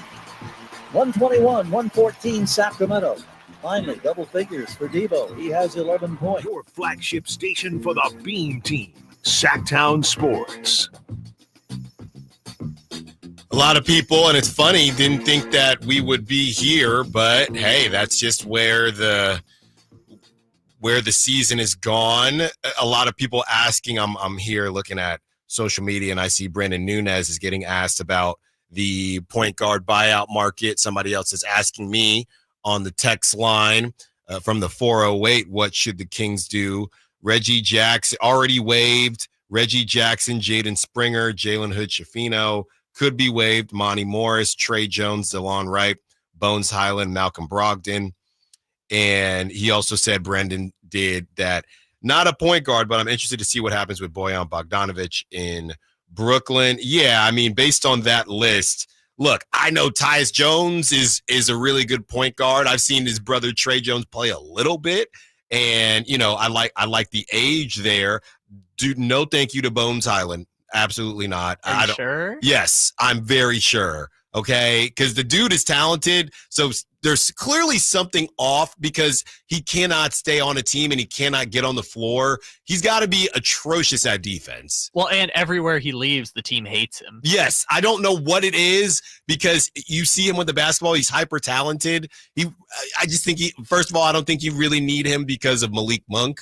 I think there's some similarities there. And also, like I said, he cannot get on the floor, and people seem to dislike him when he leaves. So there's been enough drama with the Kings so far. We're going to get into some here as well. Malcolm Brogdon would be the name that I would be interested in, of course. I mean, but he's kind of a two guard that plays point sometimes. He's not really fixing your ball handling issues. Yeah, but I mean, if you're making me pick between Malcolm Brogdon, Reggie Jackson, and Trey Jones, it's a buyout market, right? So yeah. I'm probably taking Malcolm Brogdon. Malcolm Brogdon is the best player of that group, but to the texter who is asking about specifically ball handling, I would go Reggie Jackson. The other one that you mentioned who's not bought out yet that I really like their game is Monte Morris. Yeah. I don't know if he'll get bought out, but I would love Monte Morris on my team. By the way, yeah, Brendan is taking questions for a Q&A article he'll be writing before tonight's game. So Brendan is in the process of replying to great people like you if you want to be a part of that convo. 916-339-1140. Let's get to TC. Wants to be a part of this combo. What's up, TC? What you got for us? What's up, big dog? Hey. TC. Hey, y'all got me? Yeah, we got you. TC's gone. He dropped. Yeah, TC's gone. And TC was going to bring that fire too, just like he always does. There are a lot of people, just going back and forth on what the Kings should and shouldn't do as it pertains to the buyout market and what else do the Kings need. Moving on or assigning Devin Carter to the G League affiliate to Stockton, I don't think that affects that much. I mean, they've been trying to get him some more time.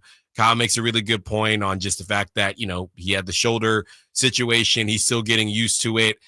It's not about expecting too much from him. It's more so just about not putting too much on him too early. So I'm not calling him, I'm not saying the bust word or anything like that. It's just the reality is where this team currently is and trying to make moves right now. He's not there yet. 916-339-1140. Let's try TC again. What's up, TC? You good this time? Allen, what's up, brother? What's up, TC? Okay. Hello. Yeah, TC, go. All right, we're done.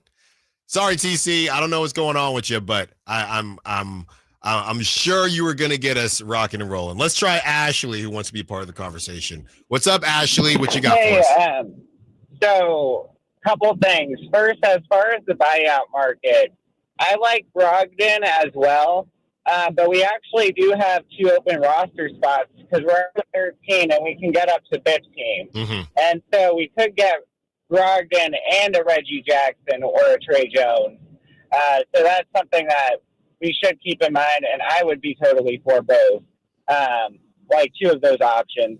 But then as far as LaRavia, I was wondering, because I don't think we used our trade exception. So if he got signed somewhere under 16.8, would we be able to potentially reunite at the deadline after the December 15 deadline or whatever deadline it is for next season and get him as part of a deadline deal using that exception? I think so, but yeah, a lot would have to happen. He'd have to go to a team, and then you have to engage with that team, and that team has to want to move on from him, which they probably like him to some degree. That's why they signed him to the contract, but I think that's obviously possible. Yeah, it's just on the first contract, basically, they can't sign him for more than 5 point whatever afterward, or for the first year. I mean, they can sign him beyond that, but for the first year, the most they can offer him is 5 point or 4.8 or something like that. So I would say Ashley's situation is unlikely, but still possible, because if he signs for whatever he wants somewhere else and then they reacquire him, right, you're just trading the contract. So that's fine. Thanks for the call, Ashley. 916-339-1140. The 916 Esteban says, get Isaiah Thomas, get the Seattle group together. He's still balling. He's still balling somewhere out there. He tweeted that he wishes he could be in SAC. I saw that. And look, he's just going to keep playing forever. That he's never going to give it up. I also do want to clarify something Ashley said. The Kings actually only have 12 players on the active roster right now. Everyone expects that in the coming days, Isaac Jones is going to be the 13th person once they make him a full NBA contract.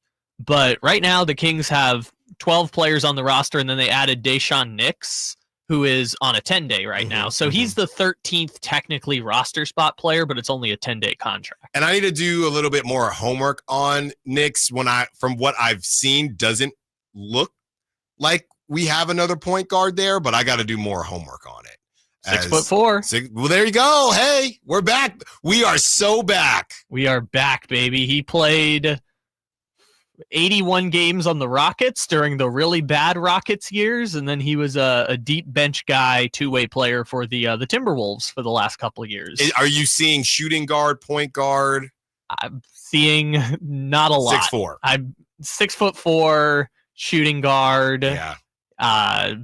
Not played a lot of NBA minutes, so I don't think we're ever going to see him on the floor. But it's cool that he's there because, again, they only have 12 roster players. Right.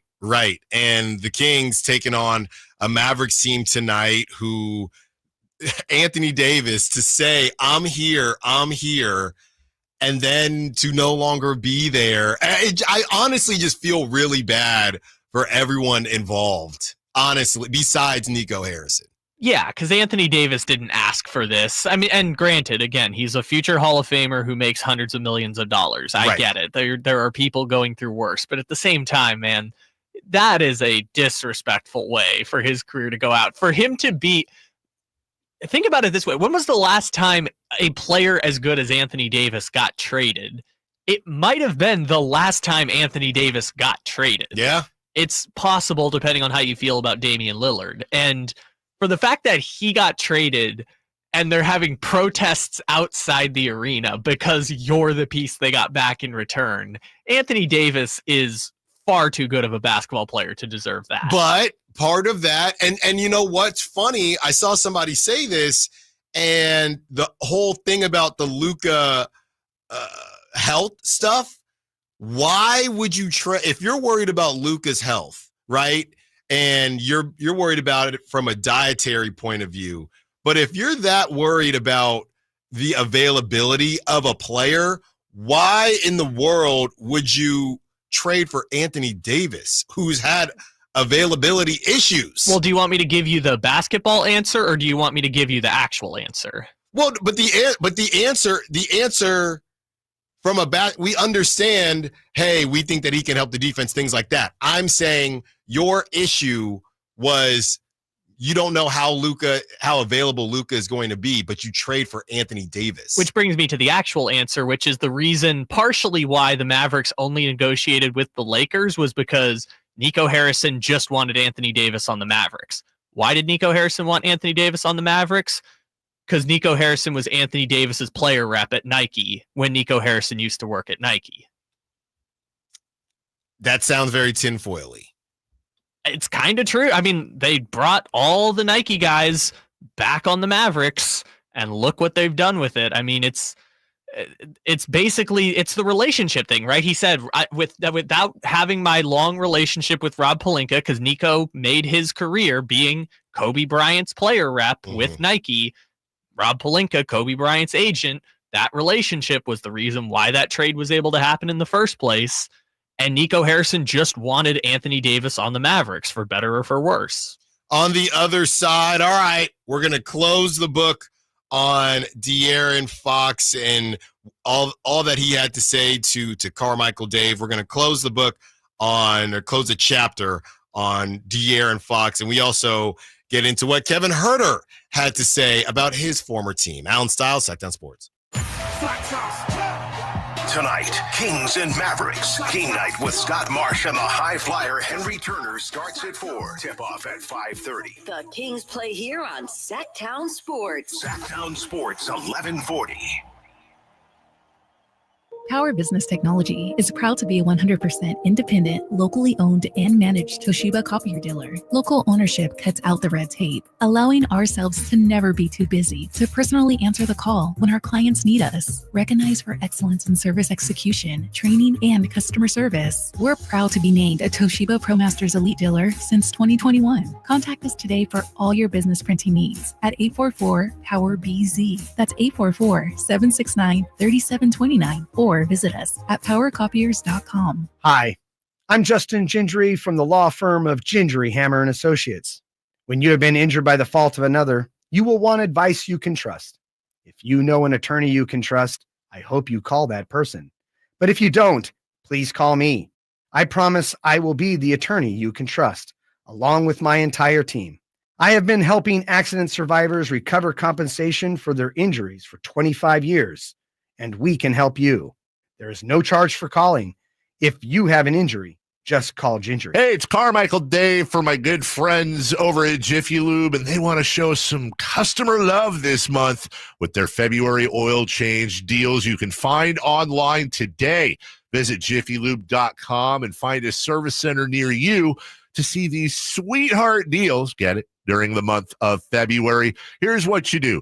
Drive into savings at jiffylube.com today and let yourself save in the month of February. Tell them Carmichael Dave sent you. Finally, an easy way to find home improvement contractors. Just visit subcontractorsunited.com and simplify your search for home services professionals. From cabinets to windows, roofing to plumbing, Subcontractors United is an easy, simple way to find and hire a home improvement contractor. And you never have to give up personal information. So no harassing phone calls like you get from those other websites. Subcontractorsunited.com is sponsored by D&D Cabinets and Savage Design. Listen for the Toyota Tahoe Report every Thursday, Friday, and Saturday with Johnny Mosley to get the latest weather conditions in Tahoe throughout this snow season. Brought to you by your local Toyota dealers. Toyota, let's go places.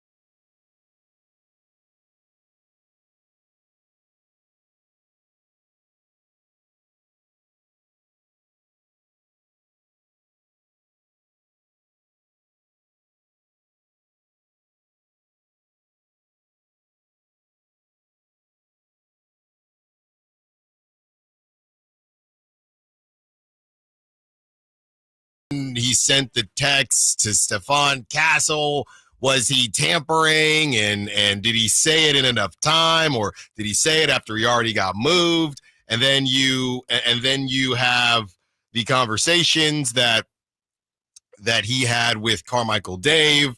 So the fact that I was out on Friday and all of that broke was pretty funny, but at the same time, I think that it cleared up some things, and it really just asked bigger questions as far as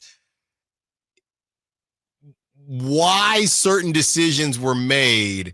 If what De'Aaron is saying, I mean, obviously De'Aaron is saying it, but based on what De'Aaron said, and we're going to get to some of the sound here, based on what De'Aaron said, if you were planning on moving on from Mike Brown, or if that was even a conversation, it just is.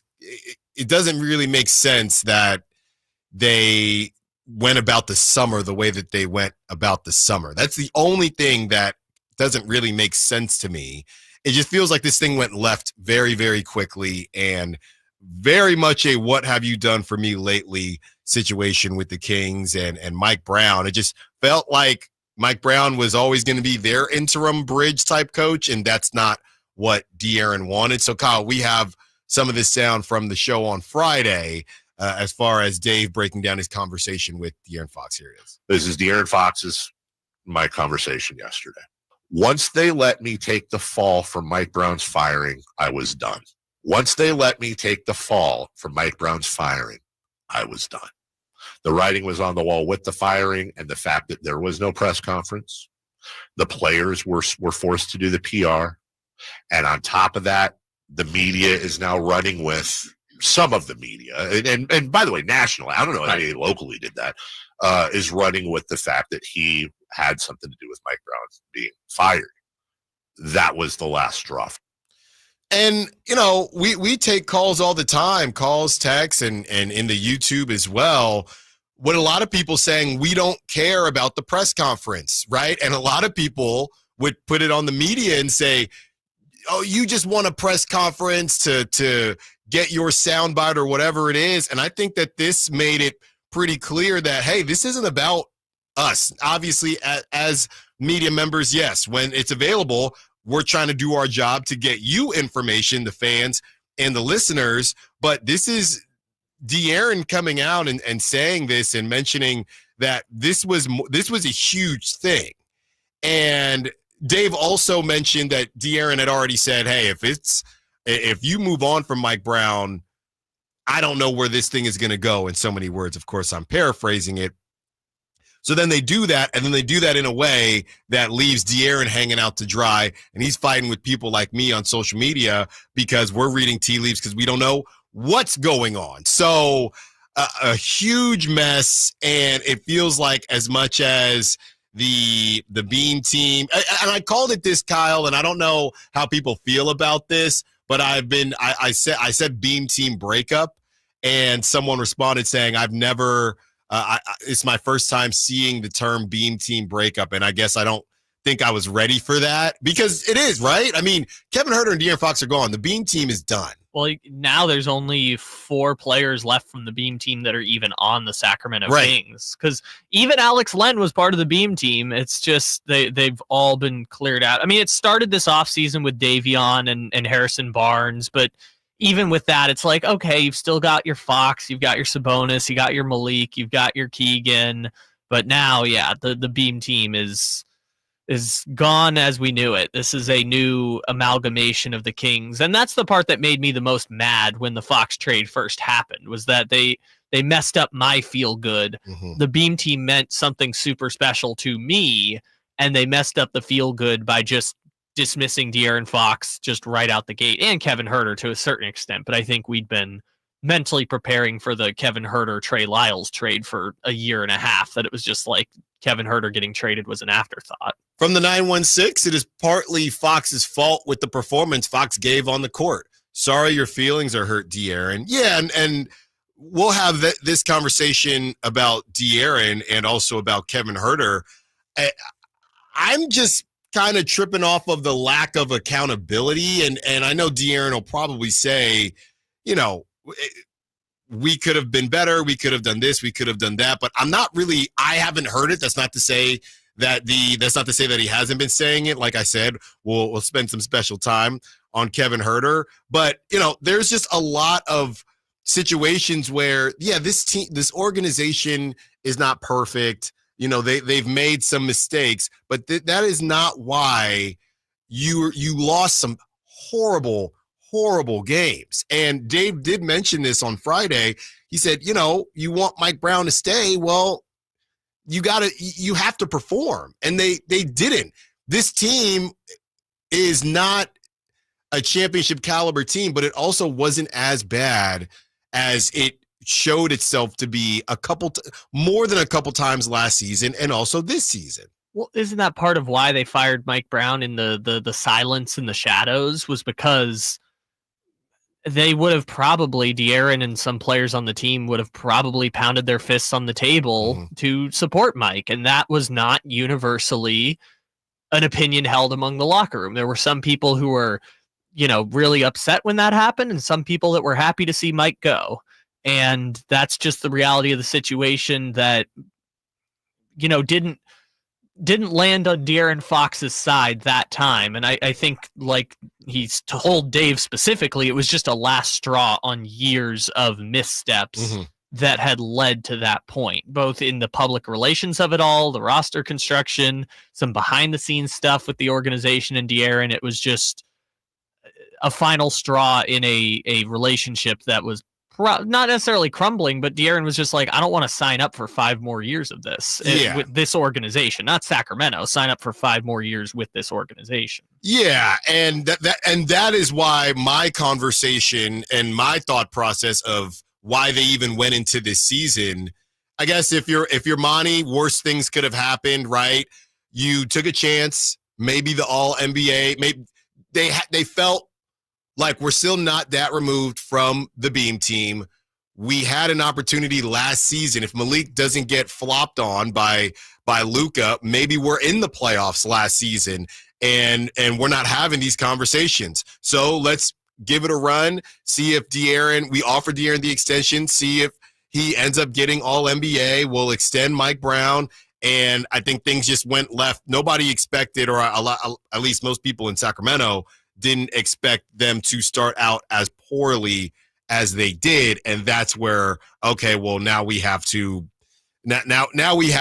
accelerate this process. Well, I also think, to your point, De'Aaron did also. He didn't expect it would go as south as it did that fast. I can't remember if he said it in the Dave text or in one of those press conferences in San Antonio, but I remember him saying he thought all of this was going to happen in the offseason. He didn't think that the timeline would get accelerated. And I think once the Kings started trying to shop De'Aaron Fox, and then that story went public about a week later with the Shams report and everything that happened on that Tuesday, where we were like, hey, there's some reports that this might be coming and all that stuff. I think that was the point where they had to move him after that, and it ended up being San Antonio. But I think we talked about the writing on the wall. All of this that just happened was probably going to happen in the offseason. The Kings just made the call to accelerate that timeline for whatever their reasons were. 925 says Fox taking no accountability, pretty much the way he did when he was the, quote, leader of the team.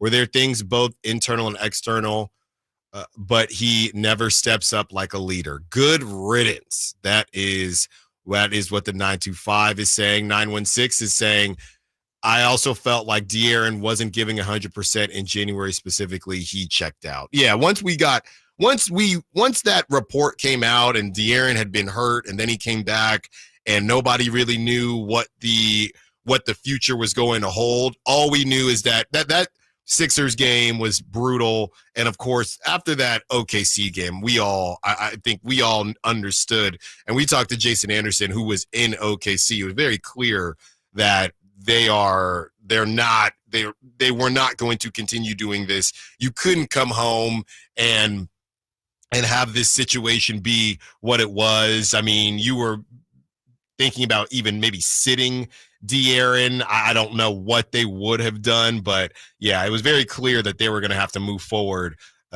shortly after that OKC throttling where they really just didn't show up. And, the players, the guys that have no part of it, they don't deserve it. Fox didn't really deserve it. I mean, some people might disagree, but Fox didn't deserve it, and that's the situation that they ended up in. On the other side, all right, from one scorned ex-King to another, Kevin Huerter has some things to say about the offense, and I'm not feeling it one bit. Allen Stiles, Sacktown Sports.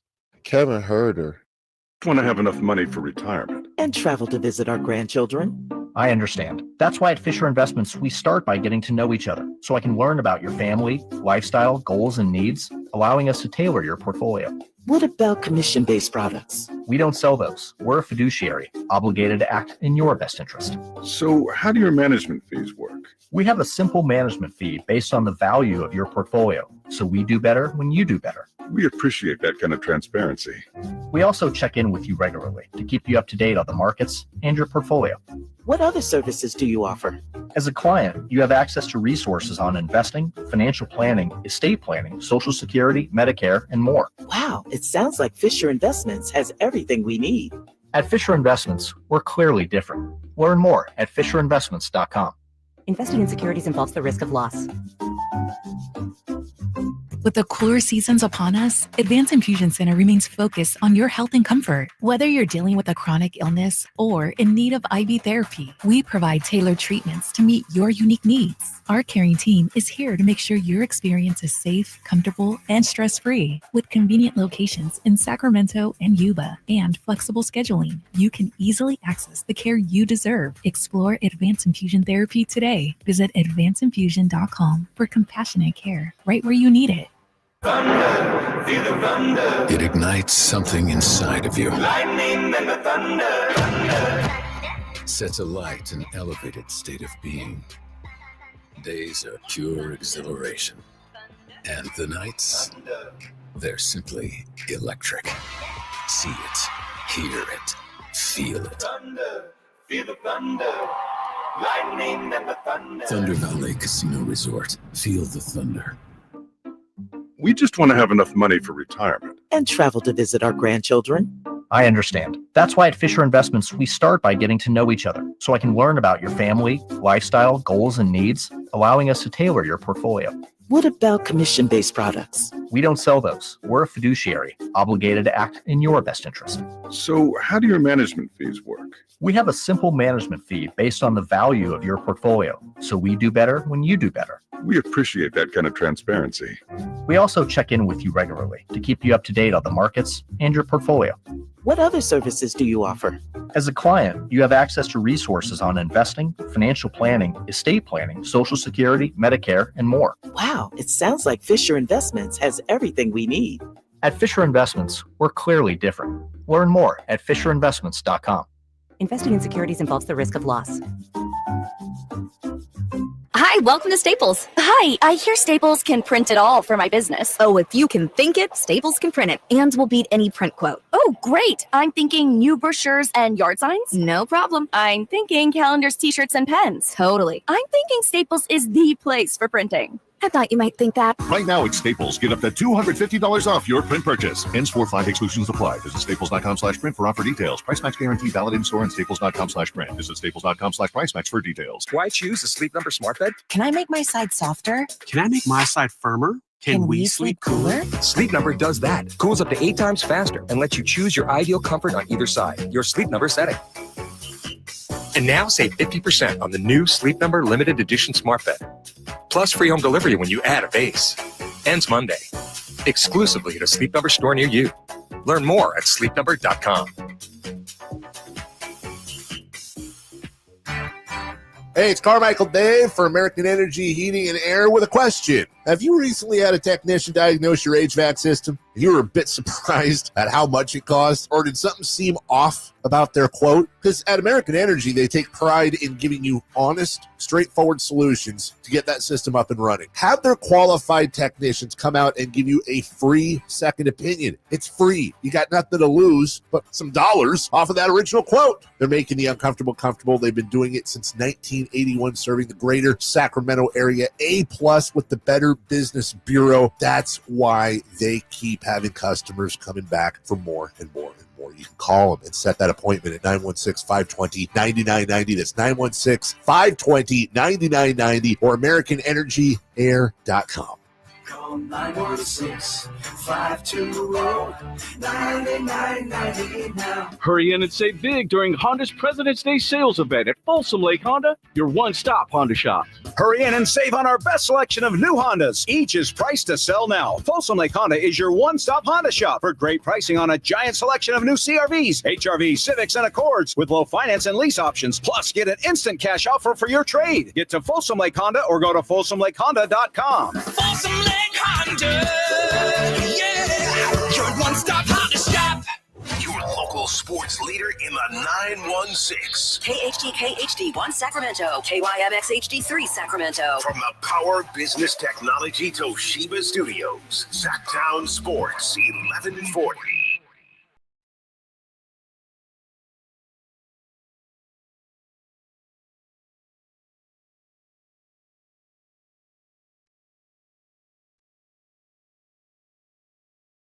Your home for Kings basketball for over 25 seasons. Sacktown Sports. 2 hours down, 2 to go. As we close the chapter on some old friends, I was out on Friday, and I think this actually came out. Yeah, this was from Julia Poe, who posted this. This was February 7th, so a couple days ago. Yeah, so it came out Friday. Right when the show was ending. Again, shout out to Brendan for helping us out and filling in. And this was the quote. Kevin Huerter this is from Julia Poe, who covers the Bulls. And then I will get to Kevin's quote. Kevin Huerter is shooting only 30.2% from three-point range this year, despite being a 37.5% career shooter from three. Said he felt that was partially due to poor fit in Sacramento, prefers the up-tempo style in Chicago. We're not going to run the same action over and over again. Here is the full quote. Sacramento was a little up and down. I didn't really get much opportunity there the last couple months. The flow and the rhythm of the game, I think it was very choppy the past year plus. The fact that we're going to play up and down here, the ball is going to move side to side. No one's really going to dominate the ball, and we're not going to run the same action over and over again. It feels like it's a place that I should be a better fit in. That is what Kevin Huerter had to say. I'm just looking here. He's got one game. He's played one game, it looks like, with the Bulls so far, and he had 4 points. So, we'll see what happens there. He did hit a three-pointer as well. So Kevin Huerter, we wish him the best. I don't understand, again, people hiding behind the fact that there are some issues, right, with the Kings organization and just hiding behind some of that stuff and trying to and not compartmentalizing that from the fact that you just didn't play well, right? I mean, the fit. Kevin, you missed so many wide open shots. I don't understand where Kevin Huerter, of all people, gets off saying that, that there was a fit issue. He just couldn't hit shots. He was a bricklayer. That's what he was doing. He was laying bricks. So I don't really, all I want, and that's fine, and 916 is saying Kevin's not totally wrong, but he needed to acknowledge that his extra poor shooting was a major issue too. That's what I'm saying. You can sit there and say, yeah, everything he just said, but let's also acknowledge you didn't get a lot of opportunities recently because you already had plenty of opportunities that you couldn't do much with. I mean, there were games where the Kings were missing pieces, and you could have stepped up. That's it. So I'm not saying that, everything he's saying isn't accurate, but I just would have liked to see some form of accountability. I mean, he was slotted in. We literally sat here and argued that this man had to start because he needs to get his shots and be in rhythm. And Malik Monk had to ride pine because we were afraid that Kevin Huerter would somehow be worse coming off the bench. I don't understand. And you're going to say this? I understand why Kevin Huerter would feel salty leaving Sacramento. I do not at all. Yeah, he's been dangled in trade talks for a long time. But why is he being dangled in trade talks for a long time? Why? I'm sorry. They just brought out a marching band on Nick Wright after Kansas City lost. Oh, my goodness. They're popping confetti on him as if Kansas City won the Super Bowl. I'm sorry. This is very funny. But anyways, to the Kevin Huerter point, I understand they tried to trade him so many times over the last year and a half, and it was a gradual out of the rotation. Or sorry, your minutes were reduced, then you were out of the starting lineup, then minutes were reduced, and then you were just getting DNPs at the very end. And they kind of told you were getting traded for John Collins, and then they didn't trade you for John Collins, and it was all very complicated. I understand why Kevin Huerter might feel salty by the way it ended in Sacramento, but it's not the most surprising thing to hear when you read off that story, and I saw the story in the news. It's not the most shocking thing ever that Kevin Huerter was a bit upset with how his time in Sacramento ended. But that's what I was always joking about when it came to the offense and the ring around the rosy offense, where they would just run in circles sometimes. And that's what Doug Christie came in and said, hey, are we running an action to run an action, or are we just going through the motions? And that's why they don't do that anymore. That's it. I'm sorry. They just dropped red and gold balloons on Nick Wright after Kansas City lost the Super Bowl. Good. 916 says, after Kevin went 0-25 in the All-Star game in that 3-point contest, he would never been the same. 209 says he was in the starting lineup at first. Terrible. Yeah, I mean, there was no issue with the fit. There was no issue with the offense beam team season. There was no issue, and you were getting the same looks. So I know these breakups can be rough on everyone. I was just looking for a little bit of accountability. That's all. Yeah, and we talked about before the shoulder surgery probably played a factor in all of this. I mean, we didn't think he'd be back for the start of the season, and when it's your shooting shoulder, you have to like recreate your mechanics and everything. But I understand, Kevin. I think it's fair. Fair or foul, I think it's fair for Kevin to have the sour grapes at the end for the time in Sacramento. But for the reasons he's saying, it's not like Kevin's going to go light it up in Chicago. Although I hope he gets a chance to rebuild his career in Chicago. We were talking about for weeks, if he gets traded to a Utah or a Washington or a team where they're not trying to win, but you can get shots up. Just shoot. The thing that sucks for him is that he's kind of in a logjam of guards with the Bulls. They all stink, don't get me wrong, but he's in a logjam of guards on that Chicago Bulls team. The 209 is saying Huerter is not wrong with playing time, but he needs to accept and realize why. Because he was putting up bricks. Let's not forget his defense as well. The Sack Chat, Dwayne, is saying De'Aaron is a hero for playing through injury. Kevin gets crucified for doing it while still rebounding, getting to the basket, and getting deflections. But Dwayne, what was his injury this season, though? Yeah, and the defense was better this year. I'll give him that. He was better on the defensive end of the floor than the first couple of years. What was his injury this season? And last season, it was. I guess we had heard that the shoulder was actually bothering him before the main injury. So is that what it was? Because he was starting and playing every game. I don't recall Kevin Huerter playing through injury the same way we know De'Aaron to be playing. He missed a couple games, I think, with an illness earlier in the season, but I don't think of there being an injury there for Kevin, which, I mean, beyond this season, I mean, a reconstructive shoulder surgery is a big, he had the wrist thing last year, I think, for a little bit, but a reconstructive shoulder surgery is a really big deal. And I don't think we made enough of a deal out of the fact that he came back early from it. But that's fine. That's all fine. He is the one saying this stuff, not me. But you combine that with the way he was treated, where for literally a year and a half, everyone was trying to trade him, right? Every fan, every mock GM, people on this station, everyone was just trying to ship him out of town. And I could understand how that was. But them's the breaks. Sure, but you could have shut all of us up.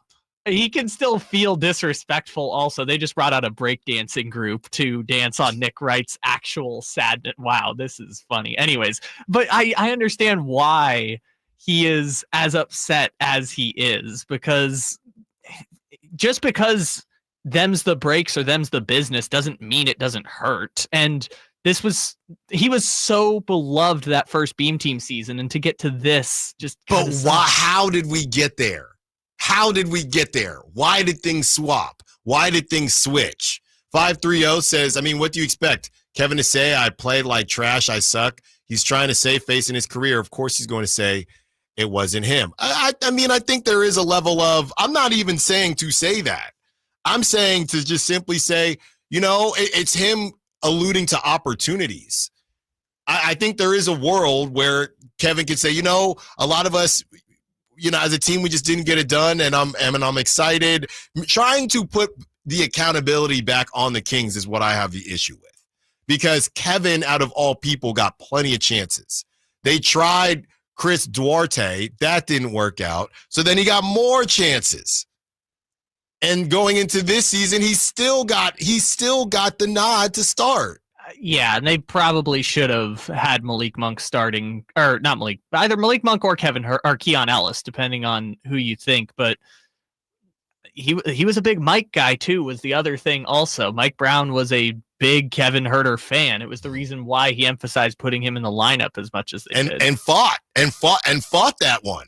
And I remember there was a game last season where I think Kevin didn't close or something like that, and he had something to say about not closing. So we've seen this before. I get it. You leave and you're not going to, like the 530 said, you're not going to throw yourself under the bus. But hey, I can now have an opinion on what you did say, because we all watched the games. 209 says, has anyone reached out to that guy who dresses up like Kevin Huerter? Yeah, I saw him after, and he just had a normal outfit on. He was not dressed up like Kevin Huerter anymore. It's actually quite sad. It was a little sad. I want him to just keep dressing up as Kevin Huerter, even though Kevin isn't here. It's just oh my God, they just brought out a acapella quartet to sing to Nick Wright after Kansas City lost.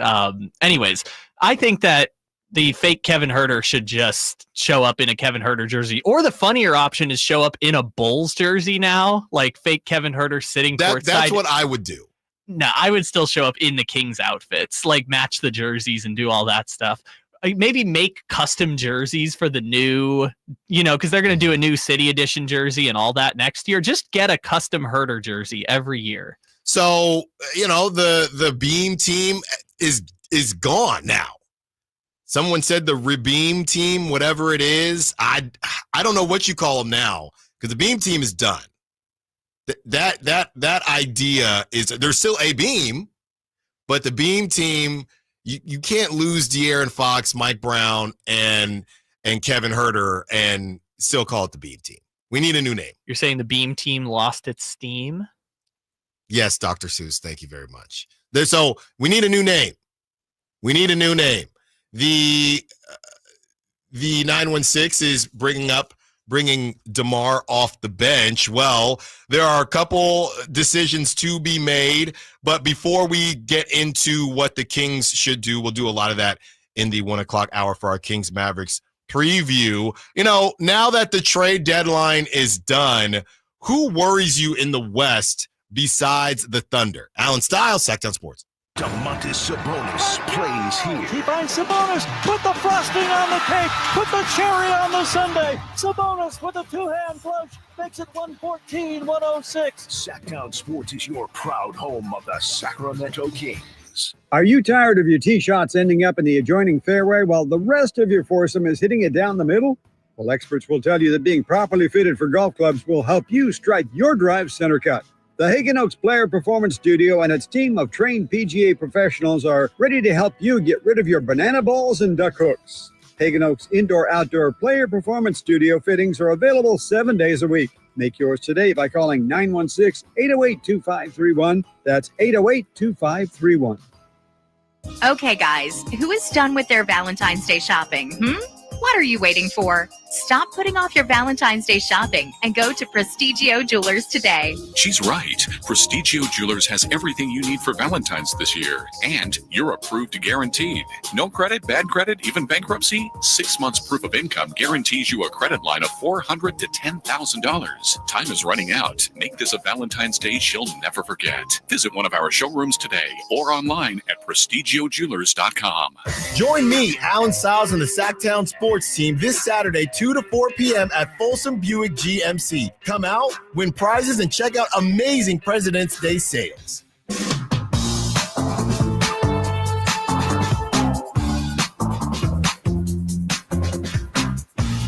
Your flagship station for the Beam Team, Sacktown Sports.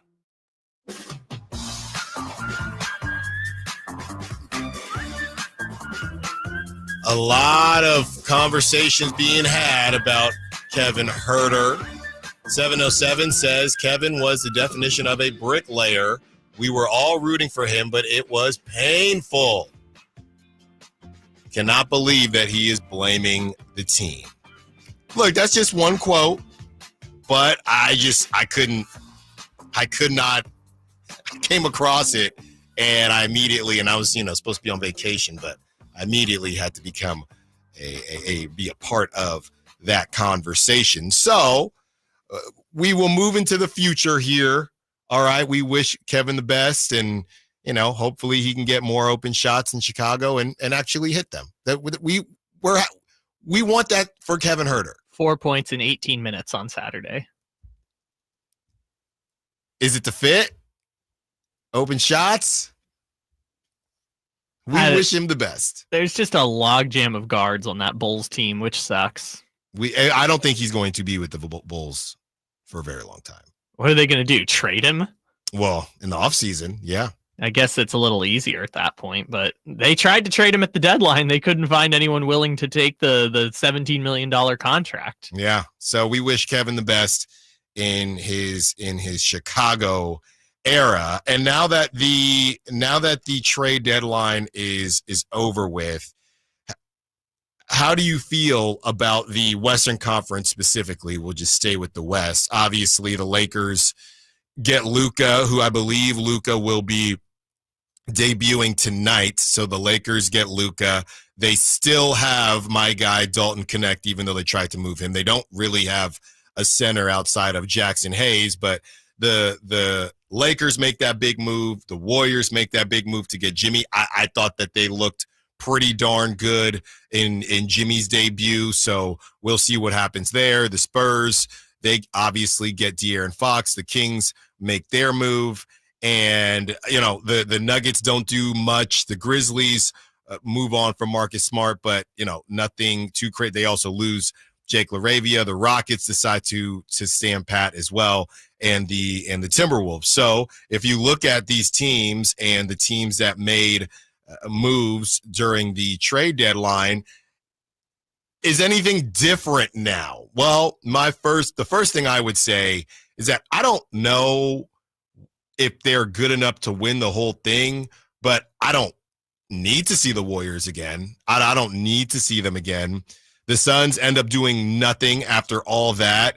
The Mavericks, with no Anthony Davis, I don't know what to do with the Mavericks now that Anthony Davis isn't playing. I think the vibes are just so bad there that they're going to fall off. Yeah. Maybe next year it'll look better, but the vibes are just so bad. The Timberwolves just deciding to leave the table. They had made enough of a mess in moving on from Karl Anthony Towns and Julius Randle being in and out with injuries. So I think the Timberwolves are just going to take their medicine and see what they're able to do, see if Anthony Edwards can get hot. They're going to lose in the first round, and it's going to be a real look in the mirror kind of off season for the Timberwolves. Like, what direction do we want to take this thing? Yeah, and they, hey, these are with the aprons and teams wanting to stay away from the second apron and things like that. They make decisions like moving on from Karl Anthony Towns, hoping that Julius Randle is a version of, or can replace some of that production. Let's not forget Donte DiVincenzo. That's been a complete bust. He has not been anything. Well, and now he's hurt. Yeah. So I think that was also the issue. If you're paying less and you get Julius Randle and you get Knicks Donte DiVincenzo, I could convince. I still think the team doesn't make a ton of sense, but I can be convinced. You got Sacramento Kings Donte DiVincenzo. I don't know who you got. Yeah, but not to mention also they gave up a first-round pick in the future for Rob Dillingham, who is eventually going to replace Mike Conley, but this was the year of the two timelines in terms of their guard position, and they've kind of wasted that. They've obviously given up all of their unprotected first-round picks to Utah from that Rudy Gobert trade, so they're kind of stuck there. I guess the one silver lining is that they're going to have a ton of cap flexibility this offseason once Julius Randle hits free agency. You just got to convince someone to go play in Minnesota. Well, it's Anthony Edwards. If Tyrese Halliburton can get people to come to Indiana, I think Anthony Edwards can get people to go to Minnesota. Right, but who's the guy?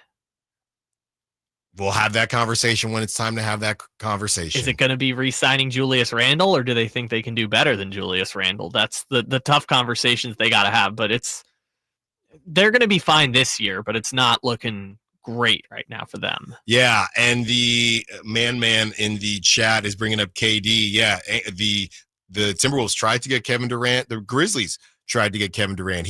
Kevin loves to be the center of attention, even though he wants you to think that he doesn't. So, I don't know. This time he didn't really ask for it. Yeah, so I think there's going to be another KD sweepstakes this summer, which is why I wouldn't say the Suns worry me. Are you any more or less worried about certain teams post-trade deadline? I'm definitely more worried about the Lakers, but I already thought that the Lakers weren't giving up the 5 seed. So adding Luca, I feel even better about that guess. So you have the Lakers, who I don't see them. I think they could even catch the 4 seed or the 3 seed if you look at these losses. Yeah, because the Rockets are going to fall. Yeah, the Rockets have 20 losses in the 4 seed. The Lakers have 19 losses in the 5 seed. The Nuggets have 19 losses as well. The Lakers could get to that 3 seed, which is crazy. So I think a lot of people are on high alert about the Lakers. The Warriors take their big swing. I think they're better. I think I would not want to see them in a play-in game this season at all. Yeah, the thing that's just tough for the Warriors is that they might be a top 5 or 6 team in the West, but if they have to get in through the play-in, do you trust them against Denver? No. Do you trust them against OKC? No. But I mean, that's more of just it is what it is with them. I don't want to see them. I don't want the Kings to have to see that. I know they won last season, but that Warriors team was not really good. Yeah. And I guess for the Lakers, it's kind of the same point where it's like you have 2 bucket getters who are both top 15 players in the league at this point. So you feel good about that, but the rest of the roster just doesn't make sense. The Lakers and Warriors are kind of in that same camp both ways, where the rest, you've gotten 2 stars that don't play great off of each other, and the rest of the roster doesn't make a ton of sense. So those ones don't worry me in the same way that the Thunder and the Nuggets, and I'll even throw in the Grizzlies. I think the Grizzlies are the deepest team in the Western Conference at this point. So I'd say those 3 teams probably worry me the most, followed by a close Lakers 4 probably. Yeah, Thunder. Not the Rock. The Rockets are just ahead of schedule. So the Thunder, the Nuggets, and the Grizzlies. Yeah. That's why they're the top 3 seeds. We'll see what happens with the Lakers getting Luca and how quick how quickly all of that is able to gel together. On the other side, is there a world without Doug Christie as the head coach next season? Because I don't see it, but do you? Allen Stiles, Sacktown Sports. Tonight, Kings and Mavericks. Game night with Scott Marsh and the high flyer Henry Turner starts at 4. Tip-off at 5:30. The Kings play here on Sacktown Sports. Sacktown Sports, 1140. Hey, Mom, I've been meaning to talk to you about some new COVID information I saw online. I read that Black folks like us with certain conditions like diabetes, heart disease, mental health conditions, or being 50 and older, like you, are at high risk. Boy, you sound like a commercial. I'm just saying. I know you love your ginger teas and essential oils, but remember, there are treatment options for COVID-19. I promise if I get sick again, I'll call my doctor to ask about my options. Visit WeTalkWeRise.com to learn more. Brought to you by Pfizer. No two people learn the exact same way.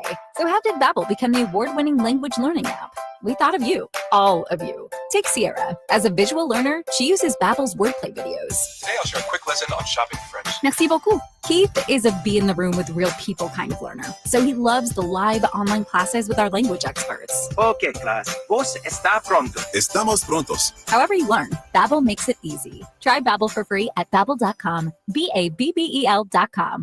This 49er injury report is brought to you by Jeremy Winter, attorney at law. He cares because he's been there. After an injury-plagued 2024 season, which ended 6-11 and out of the playoffs, the 49ers will focus on getting healthy in the offseason. Running backs Christian McCaffrey, Jordan Mason, and Isaac Guerrero all suffered season-ending injuries. Left tackle Trent Williams' ankle kept him out late in the year, and Brock Purdy missed the season finale with a hurt elbow. 49ers hope to enter 2025 with a full roster back intact. Serious accident. You deserve the law offices of Jeremy Winter. 877-637-3237. Jeremy lost his mother in a car accident and knows firsthand the pain caused by tragedy. That is why he became an attorney to fight for others who are going through a tragedy. If you've been seriously injured in an accident, you deserve more. You deserve better. You deserve Jeremy Winter. 877-637-3237. Fall head over boots in love with music this Valentine's Day. Get ready for Sacramento's premier country music festival, Country in the Park, returning May 16th and 17th at Cal Expo with Bailey Zimmerman, Billy Carrington, and more. Enjoy food trucks, mechanical bulls, and line dancing. Tickets start at just $52. Visit CITPfest.com. Brought to you by Hyatt Vacation Club. Don't just say, I love you. Show it with music. Buy tickets now. Hello, Sacramento. I'm Emran Pilati, owner of True Sports Cards and Collectible Store here in Rockland, California, and the host of the True Sports Cards Show that airs right here on Sacktown Sports 1140 every Saturday from 10 to 11 a.m., where we discuss the latest trends, hottest products, and deliver exclusive interviews with other industry leaders. And don't forget to visit our shop, True Sports Cards, at 6661 Stanford Ranch Road in Rockland and see what we have for all your sports card and memorabilia needs. Hurry in and save big during Honda's President's Day sales event at Folsom Lake Honda, your one-stop Honda shop. Hurry in and save on our best selection of new Hondas. Each is priced to sell now. Folsom Lake Honda is your one-stop Honda shop for great pricing on a giant selection of new CRVs, HRVs, Civics, and Accords with low finance and lease options. Plus, get an instant cash offer for your trade. Get to Folsom Lake Honda or go to FolsomLakeHonda.com. Folsom Lake Honda, yeah, your one-stop Honda shop.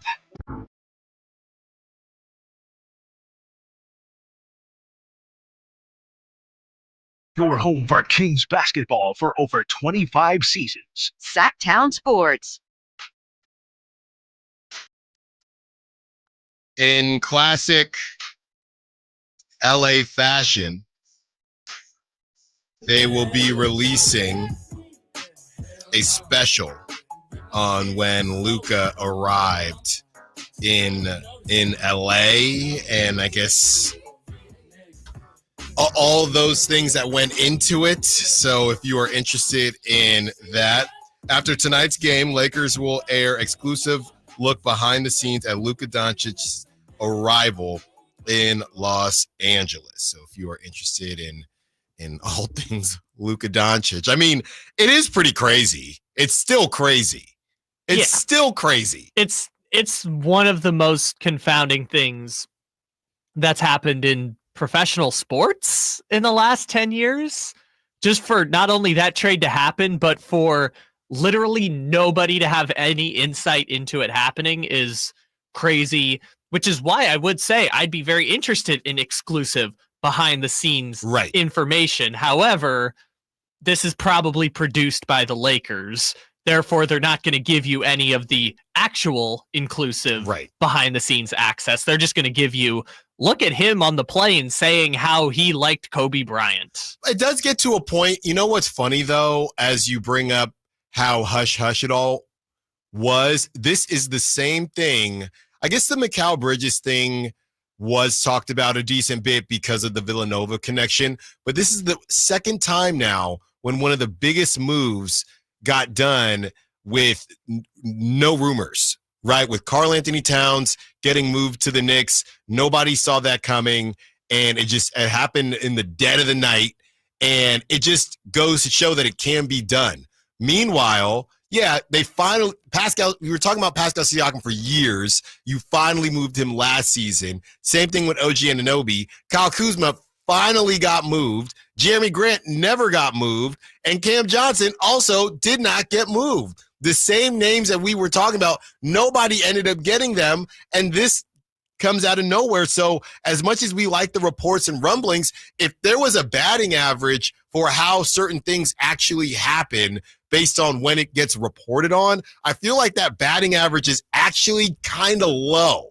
So I was kind of talking to Brendan Nunez on Friday about this same point, which was if the Sacramento Kings had chosen to trade De'Aaron Fox the way the Mavericks did, they probably wouldn't have had to send him to San Antonio because there would have been no story that got out there. Right.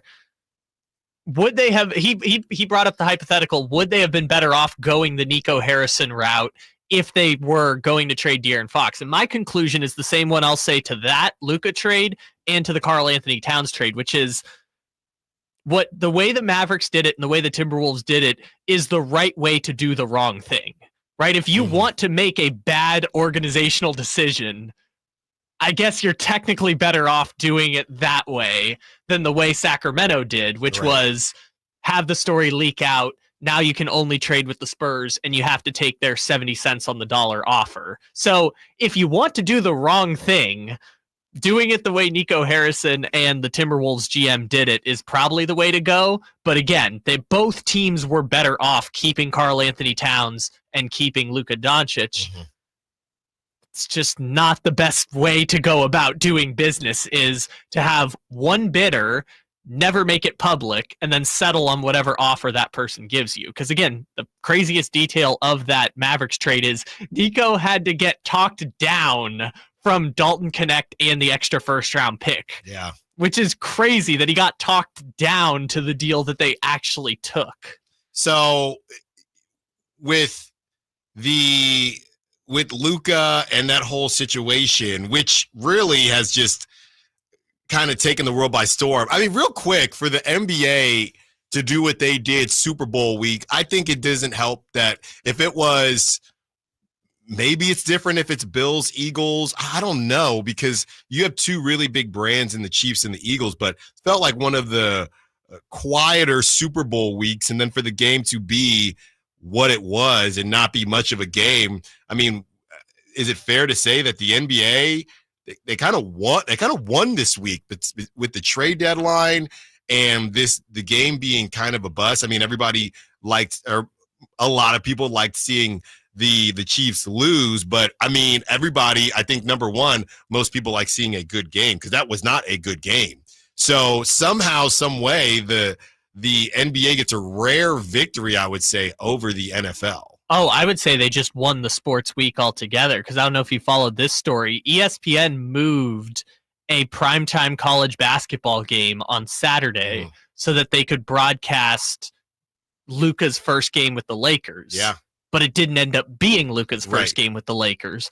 So the NBA got ESPN, partners on college basketball, to move partnered games for Austin Reeves dropping 45 points on the Tyrese Halliburton Pacers. Yeah. That is a huge win for the NBA. And I think part of the reason why Super Bowl lead-up week wasn't that big a deal was it's the same two teams as 2 years ago. Like, what are you going to do? Ask ask Travis Kelce the same questions you've been asking him for 5 years, or ask Zach Bond. And that's what they did, it. right? Yeah. That's what they did. And the three-peat was a thing, and that's no longer a thing. I mean, I think Patrick Mahomes will get back. I think they'll win more. That's all.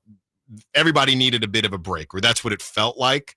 But a rare W for the NBA. And look, when you trade Luka Doncic, that'll do it. That will definitely do it. As far as the Kings and kind of their decisions, I think right now we're still trying to figure out what the Kings' new identity is. You're dealing with the head coach who's had to go through a lot of turmoil with the Kings roster changing, and you lose your best player after the coach gets fired, which is why you are now the coach. So you're looking at hopefully a run after the All-Star break, or starting tonight, really, but there's not a ton of time. And looking at Doug Christie and what he's done so far, I've been on record saying I just don't see a world where Doug Christie doesn't get and the interim tag removed at the end of the season. Maybe it's possible that happens, but to ask and answer the question, is there a world outside of Doug Christie? I still don't see it. I still don't see it. When I was watching the game and the games, and you see some of the you do see some of the blemishes, right? But does continue to learn from them. That game against the Blazers when Keon didn't close, a lot of people said, hey, maybe that would have been nice to have Keon there. And Doug comes out after this win that they get against the Pelicans. And, he's being very open. And I think a lot of people like the transparency of, hey, the 6 guys right now that we have in our rotation. I don't think we'll be having conversation about LaRavia closing or anything like that. But those 6 guys and the rotation of those 6 guys, it's just going to have to be game by game. And, Keon, he can shoot the 3 ball, but offensively, obviously, he's nowhere near what DeMar DeRozan can do. So it's okay. Well, Malik is kind of rolling right now, so I think we can go with Keon tonight. Or if Malik isn't rolling, but DeMar is, do you think about putting in Keon instead of Malik? Probably not, because you need that playmaking. So it's really going to be, to me, a game-by-game thing where whatever, and I think Doug Christie would tell you the same thing, and that's why it's all part of this kind of read and react offense. It's kind of a microcosm of him just read and reacting to what the game is asking for and is calling for. So I don't know that we'll see a set, hey, here's because the whole thing with Kevin Huerter during that process when he was kind of, the argument was, well, how is Kevin Huerter a starter, but he's not in the closing lineup, right? Now it's, well, this does make more sense at times, but it depends on what your team needs. If DeMar DeRozan, it doesn't really feel like you need DeMar and you need defense more so, then you got to go with Keon Ellis, right? I just don't see a world where you would pick Keon. When before they moved on from De'Aaron Fox, I could see a world where you pick to close with Keon instead of Malik, but you can't do that now. I don't see how you can do that.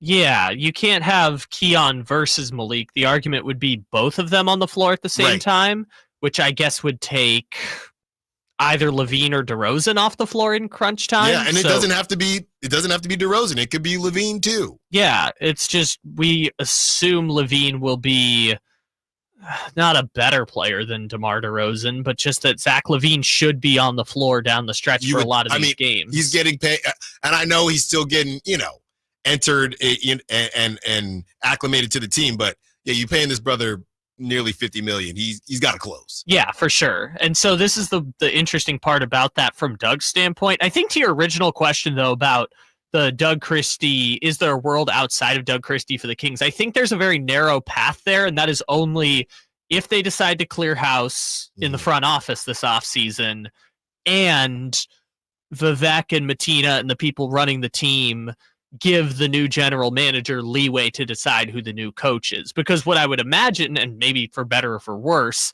is if they did move on from the front office, they would instill Doug as the coach and say to the GM, you can come in and do what you want with the team, but Doug is going to be the coach. And that would be the only path I see to it, because other than that, one, Doug is beloved within the organization. Two, they've been putting up a winning record despite all of the turbulence that's happened with him as the interim coach. Now a completely new roster coming in as well. So I understand that it's very, very likely Doug will be the coach going forward. However, there is a path, I feel like, to him not being the coach, for better or for worse. And let's not forget what Dave also said on Friday about that conversation with De'Aaron when the whole thing came up about Mike Brown being asked to move on from one of the assistant coaches, and Dave didn't want to get into who that was. So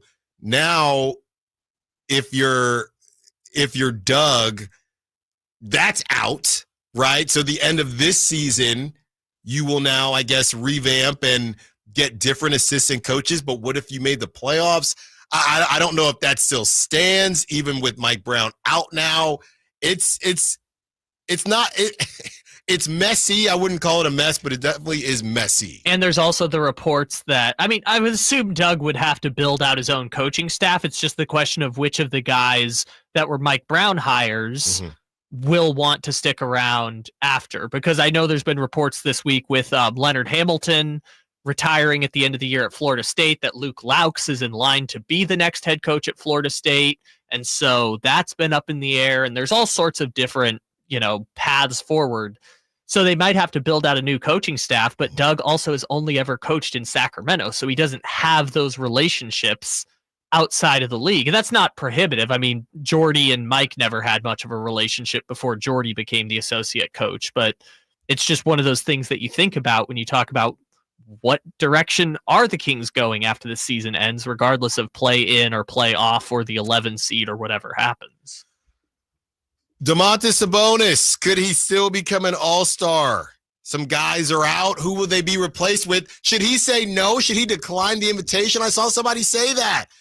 Allen Stiles, Sacktown Sports. The only place you'll find Keegan Murray is Sacktown Sports. Out to Keegan Murray, straight away for three, and Keegan knocks down the triple. Hey Sacramento, it's Keegan Murray, and you're listening to the home of Sacramento Kings, Sacktown Sports. Your local sports leader.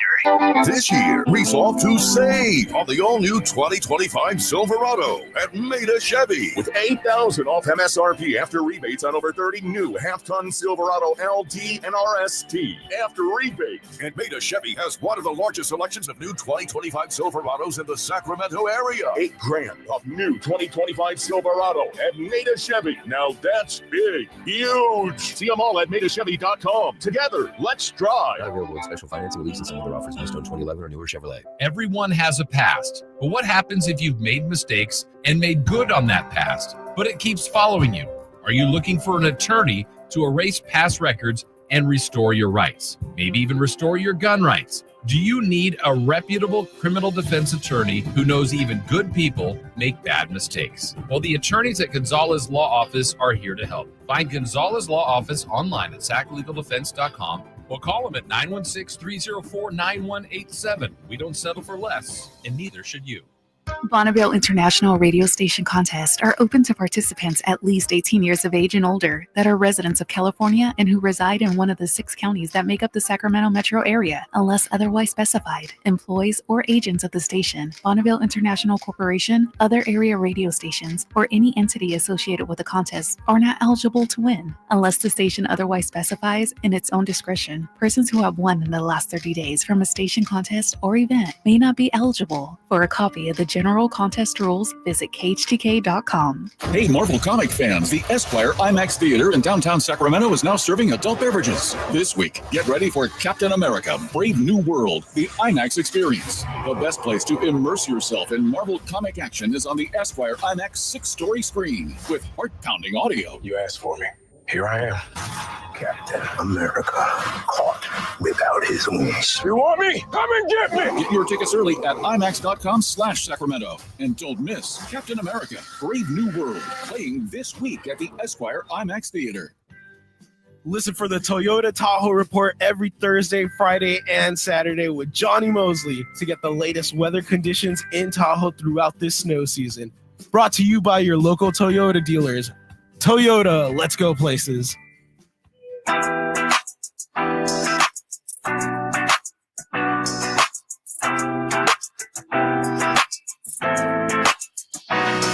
Your flagship station for the Beam Team, Sacktown Sports.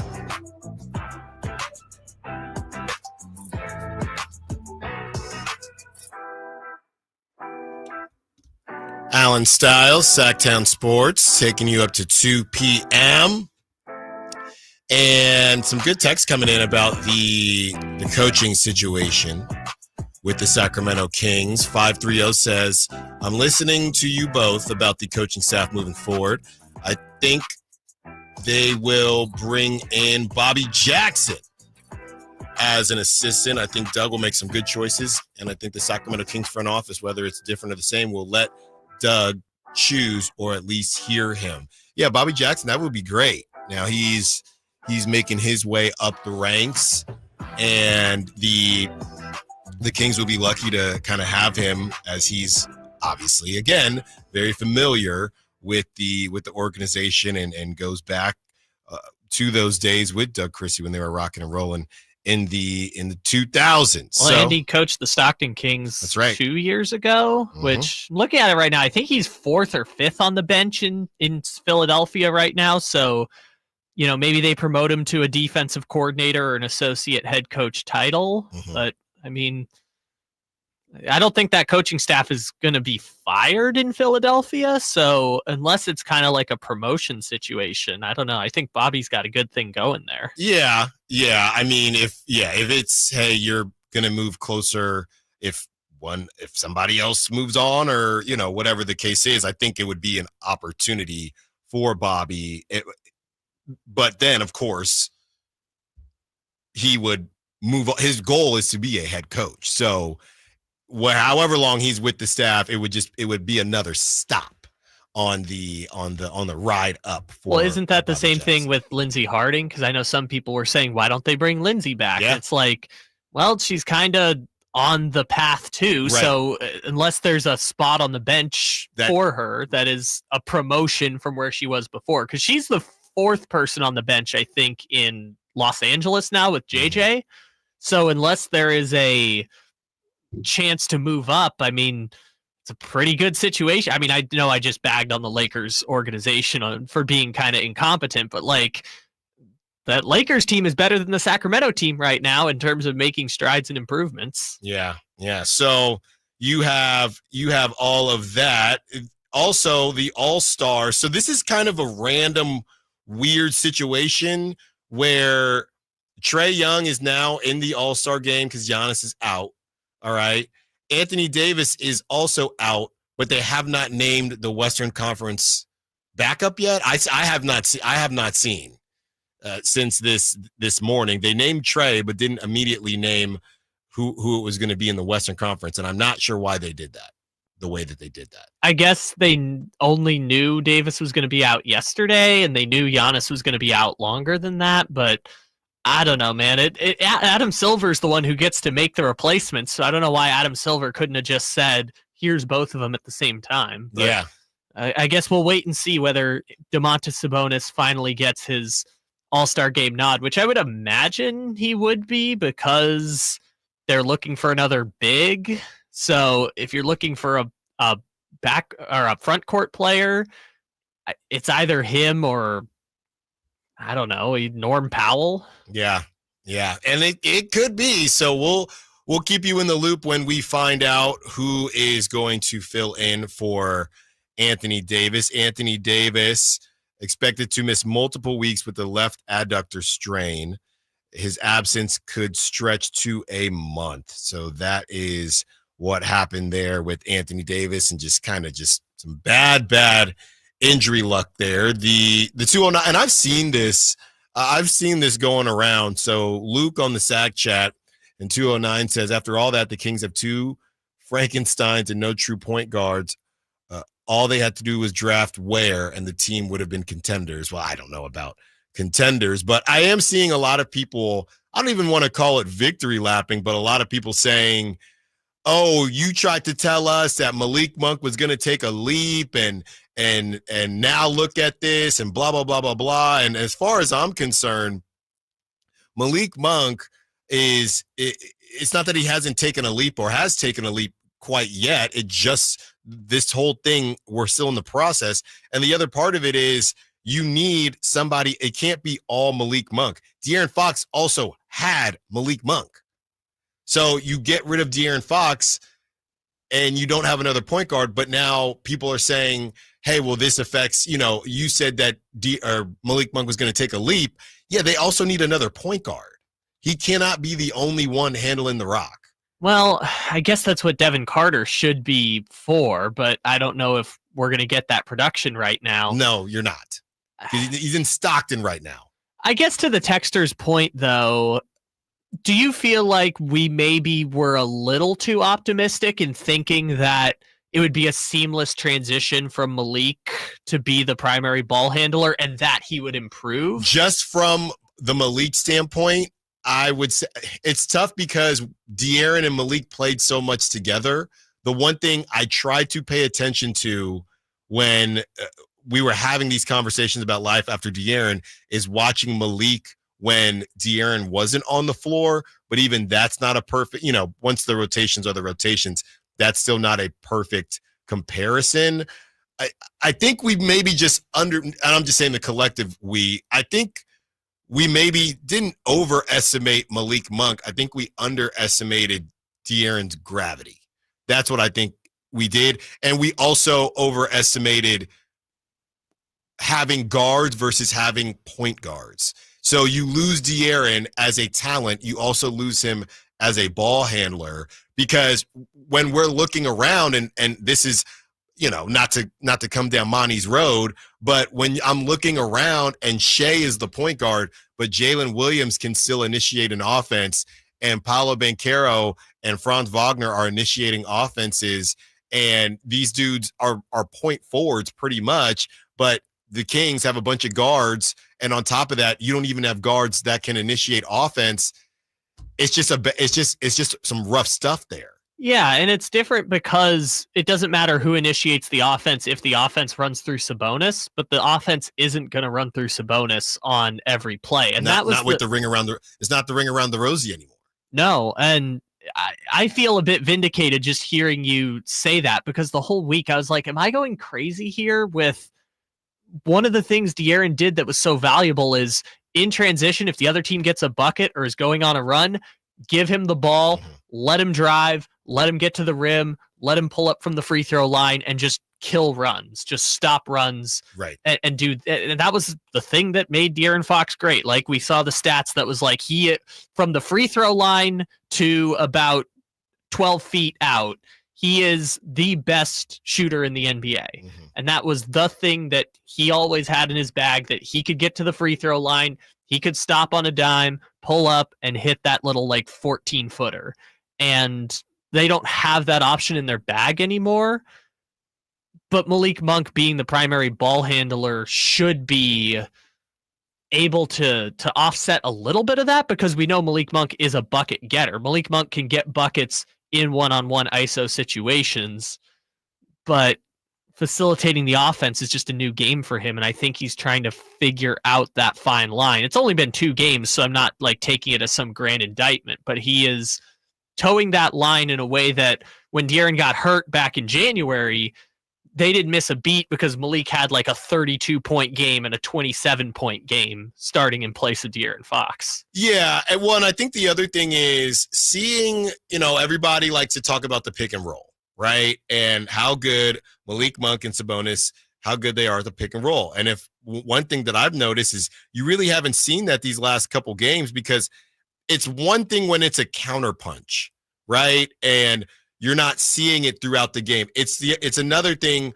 where you're kind of leaning on it too much. I like to go baseball with my comparisons. So if you have a really good curveball or a slider, it's going to look even better if you're able to locate your fastball and you got some good velocity on your fastball because it's a change of pace. But if you're just sitting there throwing curveballs over and over again, you're not going to have the same type of success because teams are going to sit on it. And I feel like the reason we haven't seen the same success from Malik Monk and Domantas Sabonis is because a lot of teams are sitting on it, and it's not that change of pace play that it was even when Malik wasn't starting. And it's okay, now Malik and Sabonis made their way into the rotation, and we're going to hit the whoever the opponent with 4 or 5 pick and roll plays that they haven't seen, and then we go back, change of pace to our initial offense. That's really I don't want to call them one-trick ponies, but Malik can kind of get his own shot, or they're going to go pick and roll, and teams aren't allowing the pick and roll to have that same success. We'll see how Valanciunas changes things when he is more integrated, but a lot of times he can start his own offense with that push shot. So, I think seeing Malik as much as we're seeing him has taken a little bit of the charm away from it. But I do think that's also because you don't have another point guard who's maybe even just a little different, right? Who's a pass first point guard or something that just keeps them in the heel. There's no counterpunch. It's just all Malik Monk. That's what it is right now. Yeah, and it was the same issue with the DHOs, right? Sabonis was talking about teams started adjusting to the DHOs, and so the DHO wasn't as effective as it was in the Beam Team season, and now you're seeing some of that come home to roost, and maybe the answer is just Zach is going to be the primary ball handler a little bit more. Yeah, and hopefully they continue to figure it out, and that starts tonight against a Mavericks team who is filled with just drama and turmoil and a lot of things going on out there in Dallas. Can the Kings take care of business? We will get to our Kings and Mavericks preview on the other side. Allen Stiles, Sacktown Sports. Slayer and get your guaranteed maximum refund? It feels like the last level of a video game, facing off against the final boss who stands between you and your refund. All your refunders belong to me. Using the power of Tax Slayer like a secret power-up he doesn't see coming. Only the most tax confident can defeat me. Throwing your laptop at his video game face and watching him crumble into a giant pile of shiny coin tax refunds. Oh, not fair. You use Tax Slayer. Start for free and get your guaranteed maximum refund. Tax Slayer. File fearlessly. All right, when it comes to getting life insurance for your family, a lot of excuses can get in the way. But ask yourself this: if something were to happen to me, who would pay the mortgage, the kids' education, and the other bills? Then forget the excuses and check out Ethos Life, the online, easy way to get life insurance in 10 minutes. Ethos has rates that you can afford, like a $500,000 policy for a 40-year-old male starting at $1 a day or $30 a month with a few health questions and no medical exam. Get your free quote right now at checkethos.com. That's checkethos.com. Not available in all states. Rates do vary. Insurance companies perform a very valuable service, but they want to keep their money. Although most cases settle before trial, it is paramount that the insurance companies know that if pressed, your legal team has the experience to take your case all the way. For 25 years, Ashton & Price has earned the reputation that if the insurance company isn't fair, we're ready to force them to be fair. My mom used to warn me, wait till dad gets home. Think of us as dad. The best part, there's no fee until we win. Remember, for the best advice, don't think twice. Call Ashton and Price. Finally, an easy way to find home improvement contractors. Just visit subcontractorsunited.com and simplify your search for home services professionals. From cabinets to windows, roofing to plumbing, Subcontractors United is an easy, simple way to find and hire a home improvement contractor. And you never have to give up personal information. So no harassing phone calls like you get from those other websites. Subcontractorsunited.com is sponsored by D&D Cabinets and Savage Design. Why choose a Sleep Number smart bed? Can I make my side softer? Can I make my side firmer? Can we sleep cooler? Sleep Number does that. Cools up to 8 times faster and lets you choose your ideal comfort on either side. Your Sleep Number setting. And now save 50% on the new Sleep Number limited edition smart bed. Plus free home delivery when you add a base. Ends Monday. Exclusively at a Sleep Number store near you. Learn more at sleepnumber.com. This is a story of the one. As a maintenance specialist for university housing, he knows college students can major in wear and tear. Plus, housing so many students doesn't leave a lot of room to house all the supplies he needs. That's where Grainger comes in. With over 1 million industrial-grade products and fast, dependable delivery, Grainger carries the quality products he needs so he doesn't have to. From a new door hinge to a whole new faucet. Call, click Grainger.com, or just stop by. Grainger, for the ones who get it done. This is the story of the one who, as a maintenance specialist for a historic high-rise, knows that vintage charm historically needs constant attention. Which is why when it's time to upgrade turn-of-the-century mechanicals, they turn to Grainger. With easy access to 1 million+ products and the scale to deliver when and where you need them. The right tools and supplies are never far away. So the one can keep that vintage building running like new. Call, click Grainger.com, or just stop by. Grainger, for the ones who get it done. What was that? That is business phone bliss with the Ooma cloud phone system. It handles all our voice, video, and messaging needs. You sound very calm. I am. Ooma has everything I need to run my business more efficiently, like virtual receptionist, call routing, and video conferencing. And it starts at just $19.95 per month per user, plus taxes and fees. Ooma. Nice. Find your business comm at ooma.com/radio. Hey, Mom, I've been meaning to talk to you about some new COVID information I saw online. I read that Black folks like us with certain conditions like diabetes, heart disease, mental health conditions, or being 50 and older, like you, are at high risk. Boy, you sound like a commercial. I'm just saying. I know you love your ginger teas and essential oils, but remember, there are treatment options for COVID-19. I promise if I get sick again, I'll call my doctor to ask about my options. Visit WeTalkWeRise.com to learn more. Brought to you by Pfizer. Dell Technologies is celebrating with anniversary savings on their most popular tech. For a limited time only, save on select next-gen PCs like the XPS 16, powered by Intel Core Ultra processors and more. Plus, curate your dream setup with great deals on select monitors, mice, and more must-have electronics and accessories. When you shop online at Dell.com/deals, you'll have access to leading-edge technology to match your forward-thinking spirit and free shipping on everything. Again, that's Dell.com/deals. Hurry in and save big during Honda's President's Day sales event at Folsom Lake Honda, your one-stop Honda shop.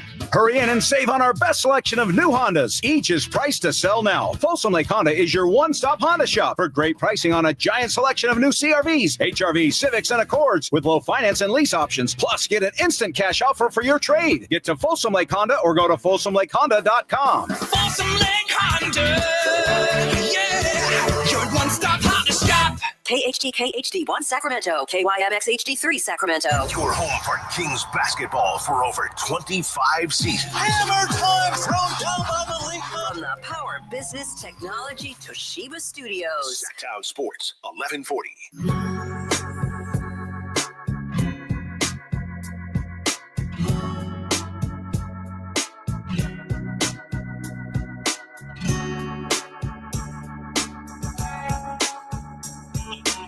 Your home for Kings basketball for over 25 seasons. Sacktown Sports.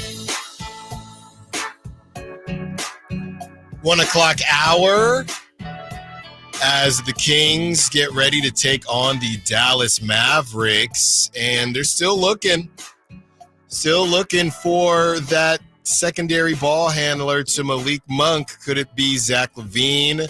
It will not be Devin Carter, at least not right now. Devin Carter has been assigned to the Stockton Kings. And the 530 says, Devin Carter to the G League, ? Is this draft pick a bust?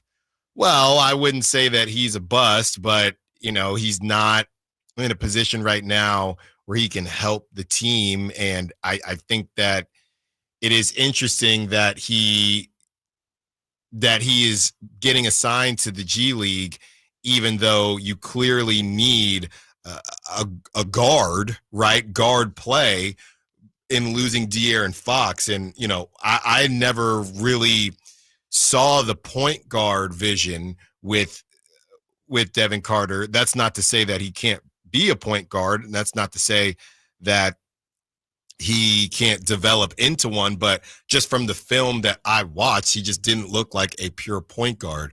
So, you finally move on from Colby Jones, but you have these guys that are guards, but they're not natural playmakers and not natural point guards. And that was all fine and good when you had Malik and De'Aaron Fox. But when you move on from De'Aaron Fox, the fact that you drafted a guard and this guard is looking more project-y than I think a lot of us had hoped, it's going to be more glaring in these situations. So I'm not going to call Devin Carter a bust. We just have to see who he's going to be in the league. And right now, he is not an NBA point guard right now, and definitely not a starting NBA point guard. So doesn't mean he can't get there. To me, it's more about him being a natural point guard, period, versus the conversation of his timeline taking longer. I just don't know that he is a point guard is my biggest issue. So you have the Sacramento Kings as we get into our Kings Mavericks preview. You have Anthony Davis out. You have Nico Harrison, a man on the run. And, I know we have some fun with what has been said, but obviously some fans out there are taking this thing too far. And we knew this was going to happen. And, extra security. I mean, this is crazy, man. I'm not going to lie. I didn't think this would happen. I didn't think it would be protests with a guy in a chicken costume next to a grandmother, both with their hands on a casket. Yeah. While they play See You Again for Luka Doncic outside the arena. It's Luca. He was untouchable. Oh, it's not only that he's untouchable. We have literally never seen a team give up on a 25-year-old, 5-time All-NBA player in the history of the sport. I mean, Kareem Abdul-Jabbar requested a trade. Mm-hmm. Kevin Durant left in free agency. Other than that, never happened. And so I understand the frustration from the Mavericks. I talked about it earlier. These teams are essentially a public trust. And when that trust is broken, it's almost impossible to build it up again. And the Mavericks had the thing that everyone wants. A 25-year-old superstar in their prime who by most indications wanted to stay in Dallas. They had that gift and they traded him away basically for less than what he was worth and did it in the air of silence that made everyone so upset that they are literally hundreds of people are protesting outside the arena, which is just, even I could not have seen that reaction even after the trade happened. I knew right away the Mavericks lost the trade. I didn't expect hundreds of people protesting outside the arena because they were so hurt by what had happened. The Dallas Mavericks, this was a couple days ago when the trade happened. The Dallas Mavericks have offered refunds to fans who have canceled season tickets in the wake of the trade that sent superstar Luka Doncic to the Lakers. We value every season ticket member relationship, and reps are available to take calls from members with any concerns or questions. So this is just a complete nightmare. And then on top of all that, for Anthony Davis to go out in his debut, he may be out up to a month. I say all this to say you have to win this game tonight if you're the Sacramento Kings. You have to. There's no if, and, or buts about it. All right? Because, again, it's just a numbers game. And you get an opportunity to play the Mavericks without Anthony Davis. It's a numbers game. You have to win. You have to get it done. 916 says Daishan Nix, 6'5", point guard, signed a 10-day contract with the Kings. Looks like he can handle the ball pretty well. Yeah, I mean, he hasn't gotten a ton of run. Maybe I don't know. I don't know what to do with Daishan Nix. I don't think we're going to see him. Yeah. That would be my guess. Now that we finally have depth on the bench for the first time, I don't think we're going to see him play. I think if it's between Daishan Nix and you have Zach LaVine maybe just handling the ball more, maybe that's the direction that they go in, and we just see what happens from there. There's still some guys on the buyout market. I believe Brendan Nunez is putting out an article very, very soon. If not, it's already out, where he's highlighting some of the buyout pieces. Didn't even talk about Ben Simmons, by the way. Ben Simmons to the Clippers. Is that moving you? Dave definitely talked about it on the morning show. I'll tell you that, because Dave really wants Ben Simmons on the Sacramento Kings.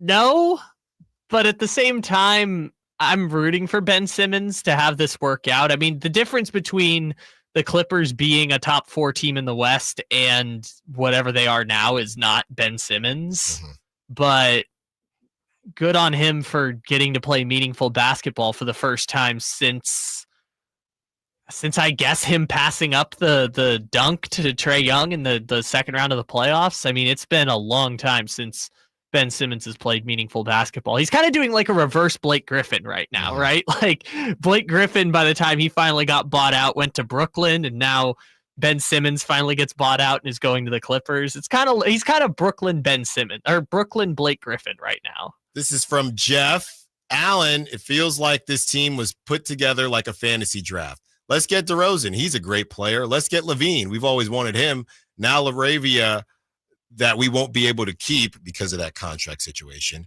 How about a well-thought-out plan of a team that fits together? This front office is an embarrassment. This is from Jeff. Well, this is what it is, Jeff, or how I understand it.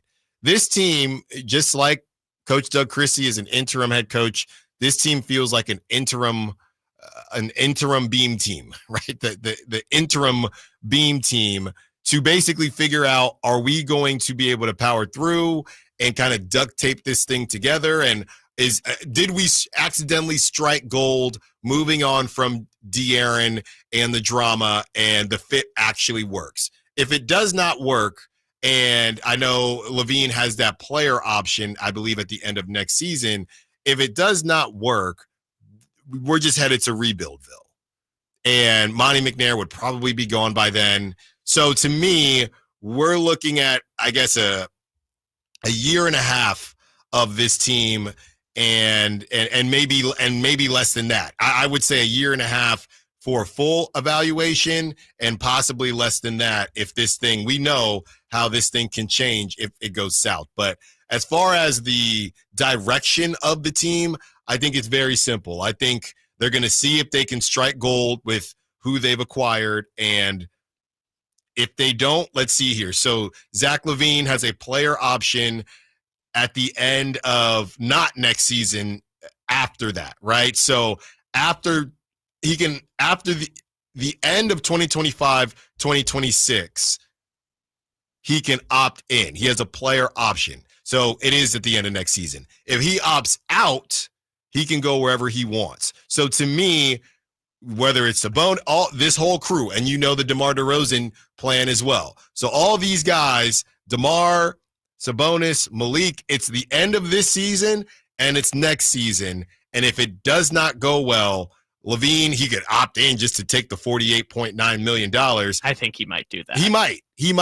He could do that, because I don't know who else is going to pay him that type of money at this point in his career, unless he just wants to go to a winner. It would have to be a Gordon Hayward situation where Gordon Hayward opted out of 40-something million with the Celtics and took a 4-year 120 just for the longer value of the deal with the Hornets. But to your point, DeRozan can leave after 26. Keon can leave after 26. Keegan's contract will no longer be on the rookie deal anymore. So you're going to lose something by paying Keegan $20 million a year. They're going to have to, the roster, they're going to have an inflection point come the summer of 2026. Right. So it's basically, let's see if we can get hot and get one more playoff run and see if we can actually be something. What if it just works out? So I think that's the end of this season and next season. And then we are most likely looking at a refresh. And how deep will the rebuild go? It could be deep. It could be a deep clean. But maybe we never see it because this team puts it together. It's all in front of them, and it all starts tonight. All right, on the other side, let's get to the injury report. Who's in, who's out? And again, I'm looking at this thing, and the Kings have to win. They have to win. Allen Stiles, Sacktown Sports. All guests and callers join us from the Folsom Lake Honda hotline. Folsom Lake Honda, your one-stop Honda shop. Tonight, Kings and Mavericks. Game night with Scott Marsh and the high flyer Henry Turner starts at 4. Tip-off at 5:30. The Kings play here on Sacktown Sports. Sacktown Sports, 1140. Okay, guys, who is done with their Valentine's Day shopping? What are you waiting for? Stop putting off your Valentine's Day shopping and go to Prestigio Jewelers today. She's right. Prestigio Jewelers has everything you need for Valentine's this year. And you're approved guaranteed. No credit, bad credit, even bankruptcy? 6 months proof of income guarantees you a credit line of $400 to $10,000. Time is running out. Make this a Valentine's Day she'll never forget. Visit one of our showrooms today or online at prestigiojewelers.com. At Stockton Honda, we know how to honor a great deal. Like right now, during our President's Day sales event, you can find star-spangled savings on some of our best models. Why not stop in today and see for yourself? Save thousands with low APR financing and great lease rates on over 500 new Hondas at Stockton Honda. Anytime, anywhere, it's all here. StocktonHonda.com.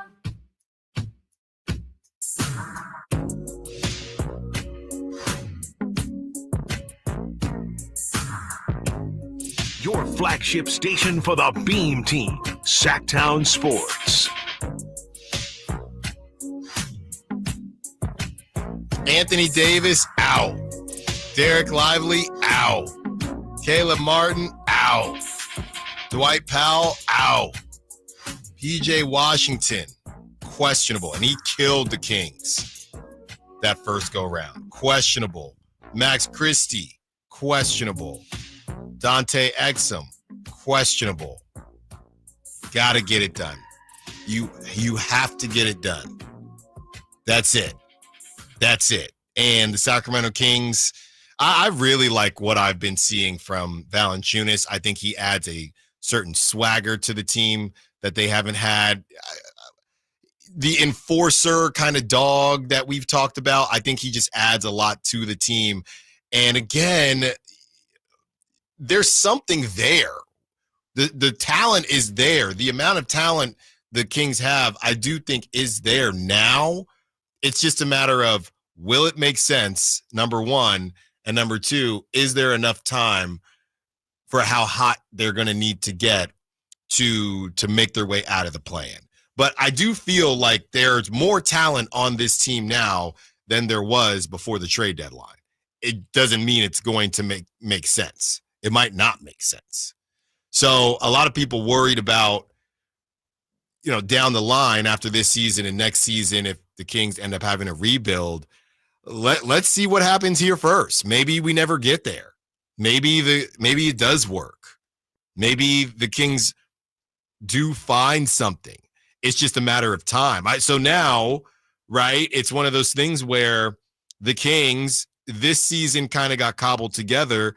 Do they come out and say, and the LaRavia thing with the contract situation, so you'll have to find, you're still going to be looking for another wing when the season ends, but it's, hey, this is a quieter, do you go out and maybe try to get Cam Johnson in the summer, right? Or is this a quieter, there was a lot of talk going into the season with Mike Brown and De'Aaron Fox turning on the extension. Is this a quieter season where it's, hey, we're going to give this experiment some time. We're going to go out. We're going to get another wing because we would have lost LaRavia.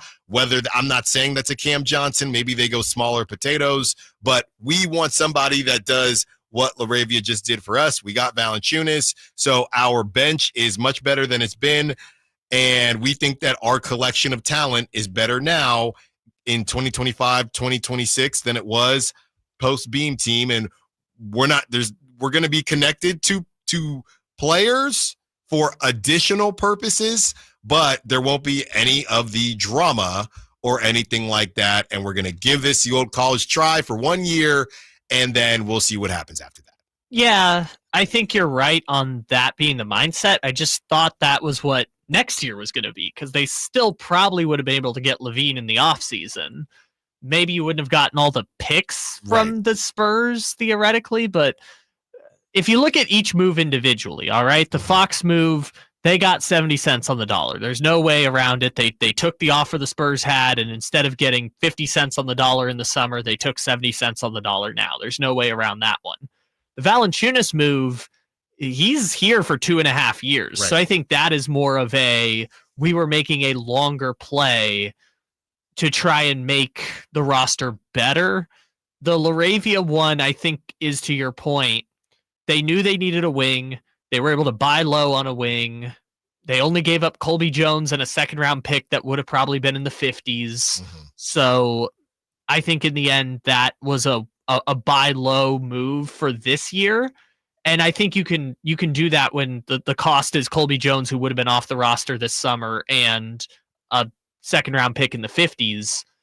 It's a different question when you get to the offseason and say, are we going to invest 2 first-round picks potentially in a Cam Johnson who, again, if this is just a give it the college try and figure out if this roster is going to work. Why would you give up those assets? Exactly. Yeah. Or if you're Monty McNair, am I pressured to do that because I'm not going to be here post-2025 if I don't, or post the 2026 season to then determine the next phase of the roster, because he's only got 2 years left on his contract. Regardless of how good or bad you think Monty's done, he only has 2 years left on his contract. Well, and then it becomes what he can and can't do, right? That's why the Nico Harrison thing was crazy, because he's even said he's not sure how much longer he wants to be a GM. So for him to pull this and then say something like that, it's just incredible. But as far as Monty is concerned, does he even have the freedom? If Monty says, well, because just think if every GM operated like that. Well, I don't know if I'm going to be here anyway, so screw those picks from in 10 years, because I don't need them anyway. Or, well, Keegan's not ready right now, and Devin Carter's not ready right now. Well, I need them to be ready now, so I'm going to trade them. I don't even know if Monty still has that type of freedom, because if you're on the clock, why am I going to let you cook our future to try to save your job? So that's what we don't know. And we're going to know a lot more about how much they want to give this team the old college try this summer.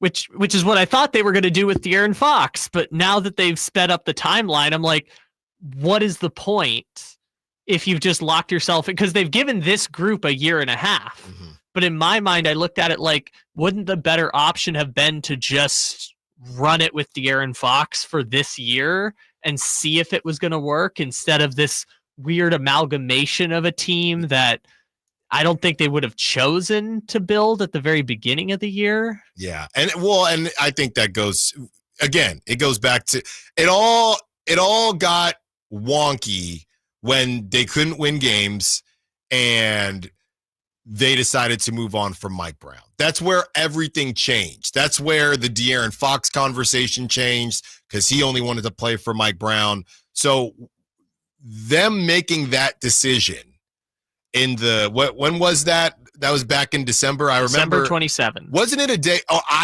did I take the day off, or I took? Yeah, it was around the holidays. It was the game. It was the game after Christmas. So the 26th was the game where they lost to the Pistons, and then the next Friday, the 27th, he got fired. So you made that decision knowing all the dominoes. Once they made that decision, they knew De'Aaron.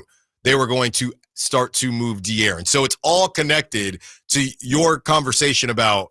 Your question about waiting for the summer. Once things got really bad and you're kind of getting booed and you're losing 5 at home, and this season is you're watching your season tank, that's when they decided, all right, well, Mike Brown, and we can see if we can convince De'Aaron, but we can't make a trade for whatever reason. We're unable to make the trade that we want to make right now. We can't keep losing games. This is embarrassing. So let's just move on from Mike Brown, see if we can convince De'Aaron to stay. And they could not. Which that point is why I was so angry when Mike got fired, because I'm like, why are you punting on this group so soon? It's only been 31 games with DeMar DeRozan. It was bad. Right. But when Mike got fired, everyone crushed the decision nationally and locally. And it was only that 7-game winning streak with Doug that had any kind of saving grace for what this season had been. If not for that 7-game stretch, we would absolutely consider this a failure. The acquisition of DeMar DeRozan, a failure. The decision to trade De'Aaron Fox being the culmination of failures over 2 years. It is only that 7-game winning streak that is providing any saving grace for this season for the Sacramento Kings, which is fine. I mean, Doug and the team totally rallied around, we need to be better and we're going to play for each other. And then once all that bought them was then the fall, once they decided we're going to move off of De'Aaron anyways. The 7 games didn't buy them anything because the organization decided probably when Mike got fired that they were going to entertain trading De'Aaron Fox before the deadline. Prop talk and dog segment. We're doing it earlier because we have a little crosstalk with Whitey Gleason coming up at 1:45. Get your dogs in here. Allen Stiles, Sacktown Sports. Tonight, Kings and Mavericks. Game night with Scott Marsh and the high flyer Henry Turner starts at 4. Tip-off at 5:30. The Kings play here on Sacktown Sports. Sacktown Sports, 1140. After you use Bounce Dryer sheets and realize how fresh, soft, less wrinkled, and less staticky your laundry can be, you'll every time. Like those socks that smell like they've been through a marathon. Or that blanket that's got wrinkles on its wrinkles. Maybe even your chatty coworker who keeps distracting you. Okay, Bounce Dryer sheets can't do it all. But for fresher, softer, better laundry, I can't believe how spotless my floors look after using the Swiffer Power Mop. No more dragging around a heavy mop and messy bucket. Now I get the same deep clean without all the work. Thanks to the powerful solution and scrubbing pad of the Swiffer Power Mop, dirt and grime don't stand a chance, and I don't break a sweat. Mic drop. Mop drop. Swiffer Power Mop. Swiffer Power Mop. A smarter way to mop. Try it or your money back. This 49er injury report is brought to you by Jeremy Winter, attorney at law. He cares because he's been there. After an injury-plagued 2024 season, which ended 6-11 and out of the playoffs, the 49ers will focus on getting healthy in the offseason. Running backs Christian McCaffrey, Jordan Mason, and Isaac Guerrero all suffered season-ending injuries. Left tackle Trent Williams' ankle kept him out late in the year, and Brock Purdy missed the season finale with a hurt elbow. 49ers hope to enter 2025 with a full roster back intact. Serious accident. You deserve the law offices of Jeremy Winter. 877-637-3237. Jeremy lost his mother in a car accident and knows firsthand the pain caused by tragedy. That is why he became an attorney to fight for others who are going through a tragedy. If you've been seriously injured in an accident, you deserve more. You deserve better. You deserve Jeremy Winter. 877-637-3237. Hey, it's Carmichael Dave coming to you from a good friends at American Energy. Look, it's already cold outside. It's only going to get colder. American Energy wants to help you stay warm and make sure your system is operating safely. So right now is the time to take advantage of the $49 tune-up inspection. Normally $119, $49 right now, and that includes a full safety and duct inspection. And check it out. If your system's over 10 years old, and I'll bet it is, the tune-up, yeah, it's free. It's free from a company that's been in business since 1981, serving the greater Sacramento area. A+ Better Business Bureau. Check their Yelp, check their Google reviews. Don't take my word for it. Give them a call right now. $50 off your first recommended repair. If you need a new furnace, half off the price of a new unit. Check them out at theaeway.com and tell them Carmichael Dave sent you. Call 916-520-9990 now. Fall head over boots in love with music this Valentine's Day. Get ready for Sacramento's premier country music festival, Country in the Park, returning May 16th and 17th at Cal Expo with Bailey Zimmerman, Billy Currington, and more. Enjoy food trucks, mechanical bulls, and line dancing. Tickets start at just $52. Visit CITPfest.com. Brought to you by Hyatt Vacation Club. Don't just say, I love you. Show it with music. Buy tickets now. How about you try something new this year? A resolution to enjoy what you drive. And the only way to guarantee that is at Sacramento Dodge Chrysler Jeep Ram. And it's not just because they're centrally located right across from Hagen Oaks Golf Course or their huge selection of new and pre-owned vehicles. It's because their general manager, Chuck Dean, and his team, they really take the time to get to know you and your goals. To them, it's not just about a car sale. It's about building generational relationships with someone you can trust. That's why people come from all over, Folsom, Elk Grove, Woodland, Roseville, because Sacramento Dodge Chrysler Jeep Ram, it's where a handshake still means something. The sewer system. It's probably the last thing on your mind, and that's okay. Because at the Sacramento Area Sewer District, it's our first priority. As the region's largest sewer utility, we own and maintain thousands of miles of sewer pipe. And our job is to get to your sewer problem before it interrupts your life. So whether you've got a slow drain or a backup, call us first, day or night. The Sacramento Area Sewer District. It's a dirty job, but we're happy to do it.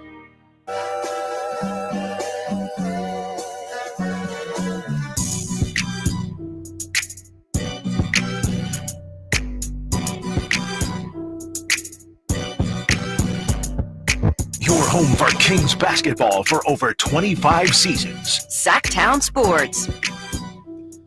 There it is.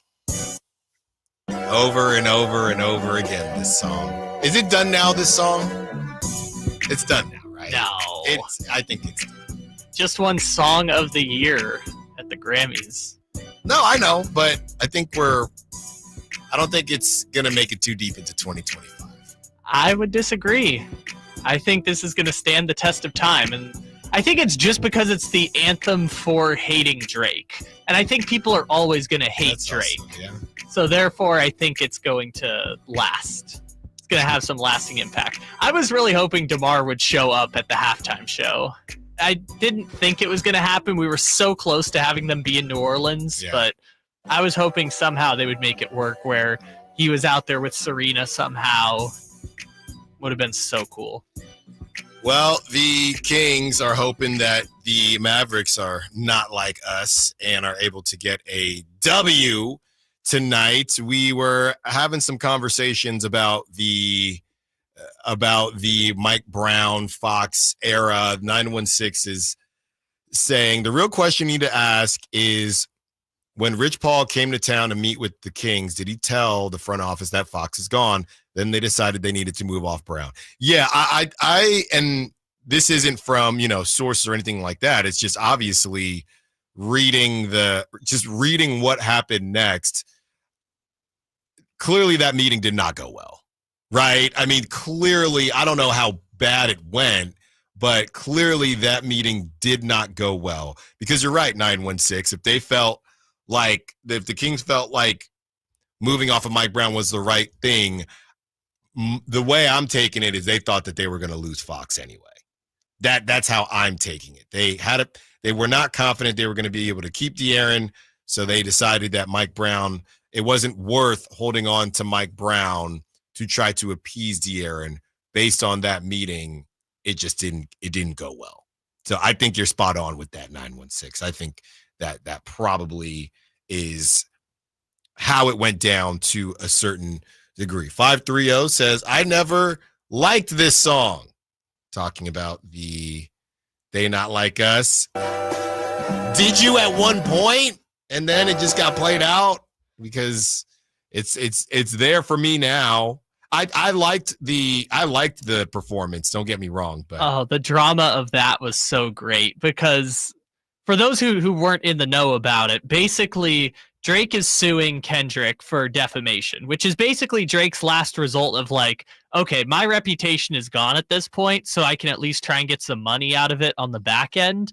And so lawyers were essentially saying Kendrick can't play that song because if he loses that lawsuit, theoretically there would be more damage Drake could get by him playing that song at the halftime show. And then there were technicalities of like, if he doesn't say the really bad stuff, right, then technically you're not liable. But they went all in for it, and it created I would say the early running for meme of the year, where he stares directly into the camera and goes, "Say Drake." Yeah, it's everywhere. So hopefully the Kings can channel the Kendrick for DeMar DeRozan and get these W's. You know, the whole thing about the Mavs right now and where they're sitting, we were doing some pocket watching earlier. The Mavs are in the 8th seed and they only have one less loss than the Kings. So the Kings can kind of start, talk about dancing on graves, kind of start kicking the Mavs while they're down without Anthony Davis. But to be honest, this is kind of the crew that they've been rolling with, right? Yeah, they lose Luca, and separate to losing Luca hadn't been playing. So this team is very familiar playing shorthanded. Now, they haven't been terribly successful, but you know, the Mavericks team that we saw all those months ago, they gave the Kings a good opportunity, you know, a good fight. PJ Washington balled out. He's questionable tonight. So you definitely cannot sleep on this team. And if you think you're just going to roll the ball out there in Dallas, I do think there is a level of pride that the Mavericks are attempting to muster and to play with, because they know, you know, how the fans feel with the refunding tickets and things like that. So you could definitely catch them on a bad day and have a really regrettable performance. So hopefully that's not the case with the Kings tonight. I think the other point is too, they do still have Kyrie Irving playing. They do still have Kyrie. And I feel like Dinwiddie has kind of turned the clock back a little bit. Some of the highlights that I've seen with him and how he even played against the Kings last time. So you go out there and try to roll out the ball, you could get embarrassed. I think Dinwiddie's kind of in that like streaky camp of like, hey, he's got a 20-point game in him, but he's also got a 2 for 10 for 5 points in 25 minutes game in him. Yeah. And right now, funny enough, this was 3 hours ago. The Mavs are favored by 1 point? Huh. I mean, you're still, let's say all the questionables play, right? Let's say that. You're still looking at a lineup of Kyrie Irving, Max Christie, Klay Thompson, PJ Washington, and Daniel Gafford. This is not the team that came to Golden One Center before, where they were missing like 60% of their scoring output. This is, they still have some dudes that are playing for them right now, even if you don't have AD or Derek Lively. All right, Kyle, it's time for Prop Talk.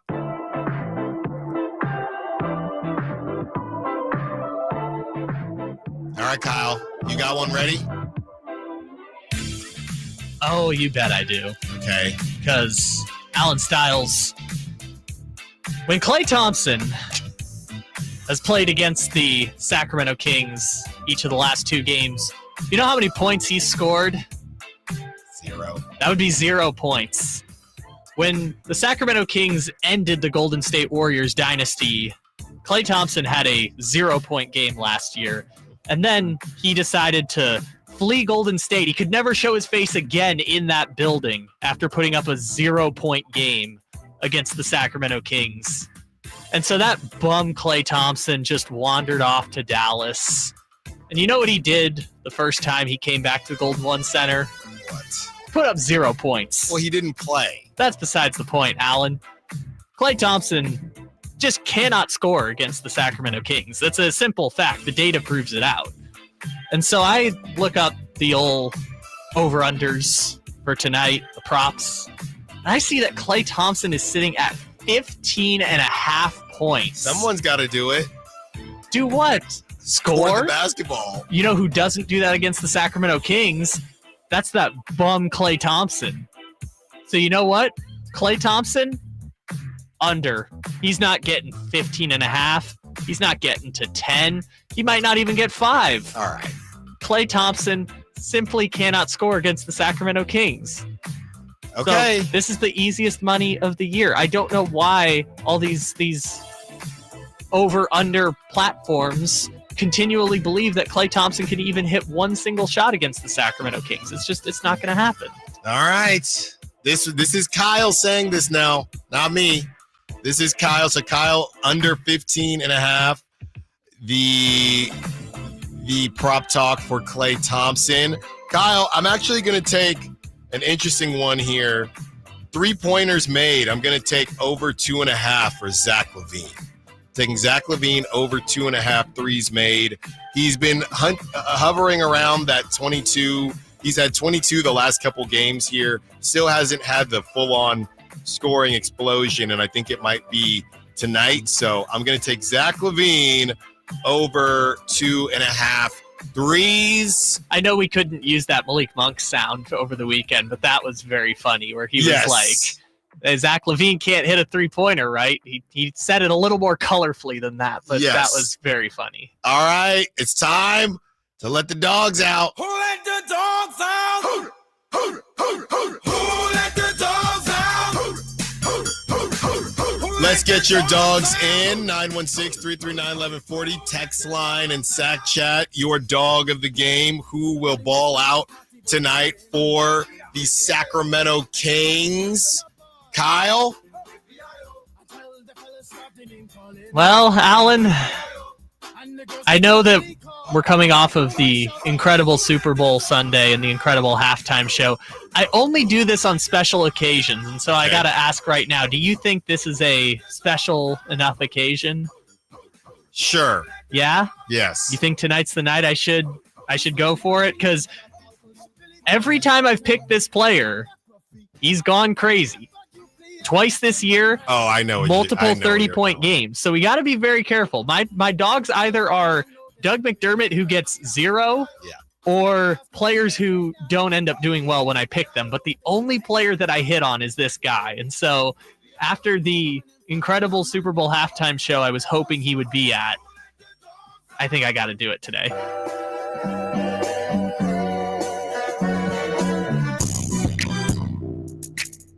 Kendrick's bestie, DeMar DeRozan. DeMar DeRozan, 30 points each of the last 2 games. He's been my dog.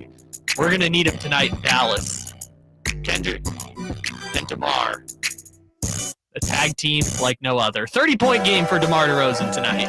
There you go. Kyle has selected DeMar DeRozan as his dog.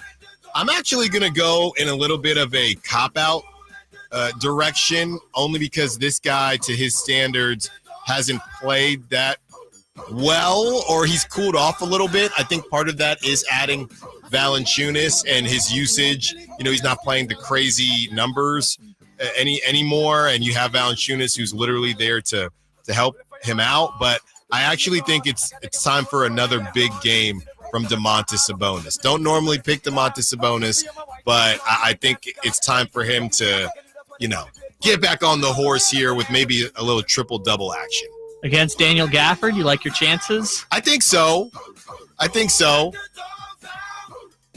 like it. No, I think that's a really good pick. I mean, if we get both of our dogs coming true, I think there is no way the Sacramento Kings are going to lose. If DeRozan goes for 30, Sabonis has a 20-20 game or a triple-double or something like that, I don't see a scenario where they're going to lose. Man says, let's just hope Kyrie stays under 25. Yeah, I'm a little bit worried about Kyrie and how he can get going. I do want to see Keon Ellis against Kyrie, and that is one of the highlighted matchups for me. So we will see how that goes as well. All right, on the other side, Whitey Gleason joins us for 15 more minutes. Allen Stiles, Sacktown Sports. Time to check out Capital Casino, conveniently located at 411 North 16th Street in downtown Sacramento. Tonight, Kings and Mavericks. Game night with Scott Marsh and the high flyer Henry Turner starts at 4. Tip-off at 5:30. The Kings play here on Sacktown Sports. Sacktown Sports, 1140.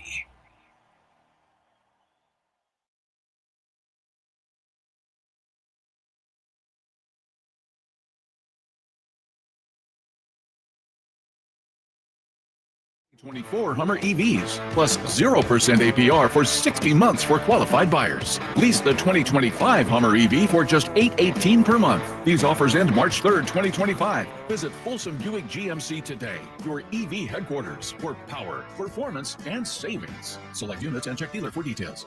Power Business Technology is proud to be a 100% independent, locally owned and managed Toshiba copier dealer. Local ownership cuts out the red tape, allowing ourselves to never be too busy to personally answer the call when our clients need us. Recognized for excellence in service execution, training, and customer service, we're proud to be named a Toshiba ProMasters Elite dealer since 2021. Contact us today for all your business printing needs at 844-POWER-BZ. That's 844-769-3729, or visit us at powercopiers.com. Why choose a Sleep Number smart bed? Can I make my side softer? Can I make my side firmer? Can we sleep cooler? Sleep Number does that. Cools up to 8 times faster and lets you choose your ideal comfort on either side. Your Sleep Number setting.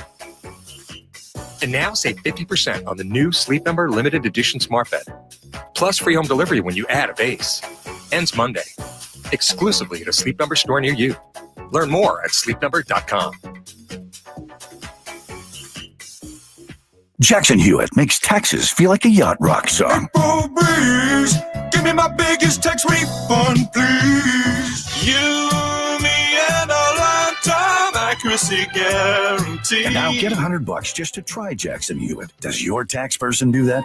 Say goodbye to that no guarantee tax guy. Ready to sail through tax season? Go to Jackson Hewitt and you'll be Reeling in the refund. limited time offer for new clients. Participating locations only. Terms at jacksonhewitt.com. Why choose a Sleep Number smart bed? Can I make my side softer? Can I make my side firmer? Can we sleep cooler? Sleep Number does that. Cools up to 8 times faster and lets you choose your ideal comfort on either side. Your Sleep Number setting.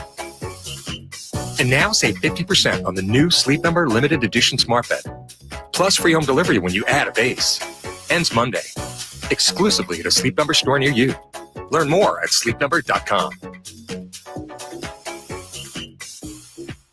Hey, Ma, I've been meaning to talk to you about some new COVID information I saw online. Uh-huh. I read that Black folks like us with certain conditions like diabetes, heart disease, mental health conditions, or being 50 and older, like you, are at high risk. Boy, you sound like a commercial. I'm just saying. I know you love your ginger teas and essential oils, but remember, there are treatment options for COVID-19. I promise if I get sick again, I'll call my doctor to ask about my options. Visit WeTalkWeRise.com to learn more. Brought to you by Pfizer. Hey, can you blow up some balloons for Jack's party? I can't. I'm so congested. You need Sinex Saline from Vicks. Sinex Saline Nasal Spray. Yeah, just Sinex. Breathe.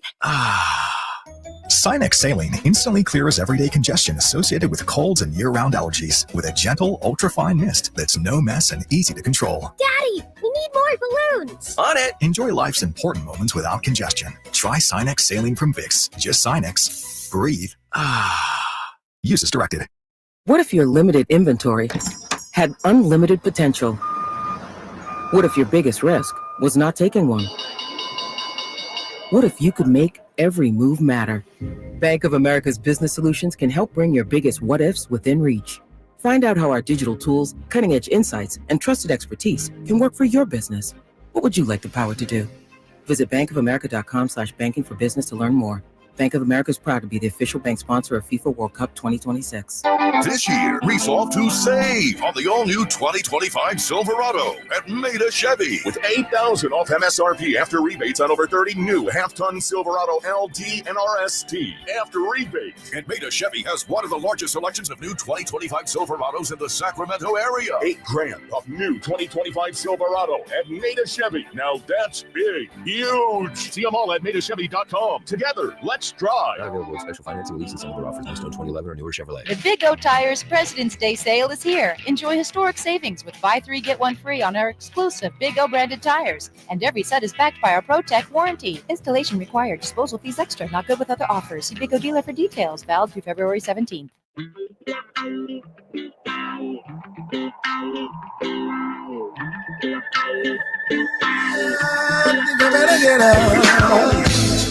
Your flagship station for the Beam Team, Sacktown Sports.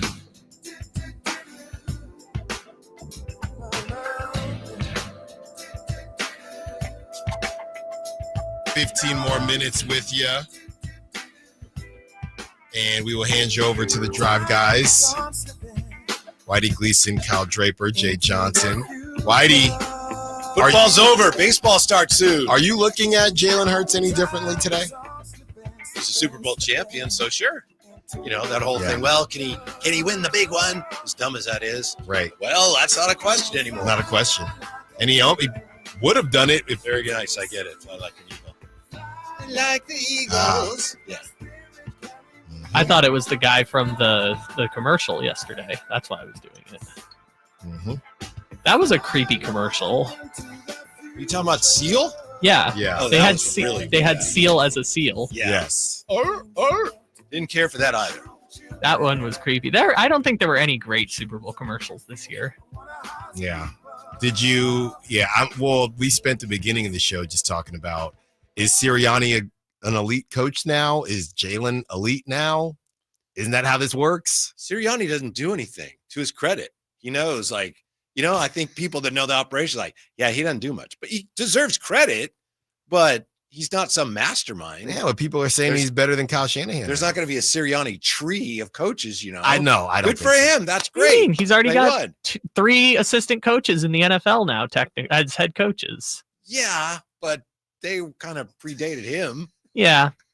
Kellen Moore's now the Saints coach. Does he count? Does he get to be a Sirianni tree guy, or is he the? I think it's the other way around, isn't it? I think it is because he saved Sirianni's Yes, job. exactly. No. Exactly. Yeah, no. Your point was my point, which is Zach Taylor, who I know is a dum-dum, almost won the Super Bowl with the Bengals. So all a coach has to do is just not drive it off the tracks. No. Are you telling me Sirianni is like a genius, Hall of Fame coach? I'm saying he's a winner. He's a champion. Okay. So is Doug Peterson. The thing I didn't like about Sirianni yesterday, and I believe everything I just told you about him, but that's okay. I don't mean that as an insult. Right place, right time, and smart enough, like Kyle said, stay out of the way. But he kept saying, you can't be great without the greatness of others. So what he's saying is, I'm great, but other people around me are great too. Yeah. And I know he meant it as a real humble statement, but it really wasn't. You can't be great without the greatness of others. Good for you, Coach. I do like that line, though. Mhm. Well, you would.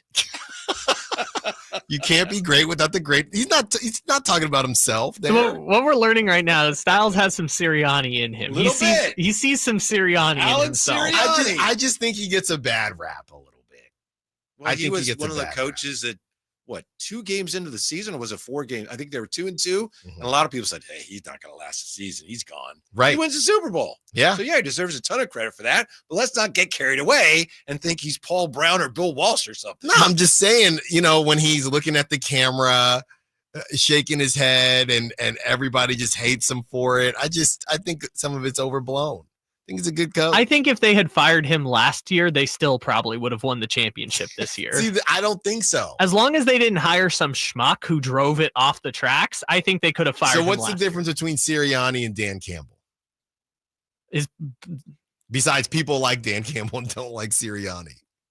You're kind of hitting on the point right now, which is Dan Campbell's a former player. There's a little more cachet there, but they're similar in a lot of ways. I think Dan Campbell's a little bit overrated. I think Dan Campbell's about to come back down to earth now. Because when Dan Campbell had Anthony Lynn as his offensive coordinator, they were talking about firing him. And then he got Ben Johnson, and look at how And he was a excellent that genius, offense was. Yeah.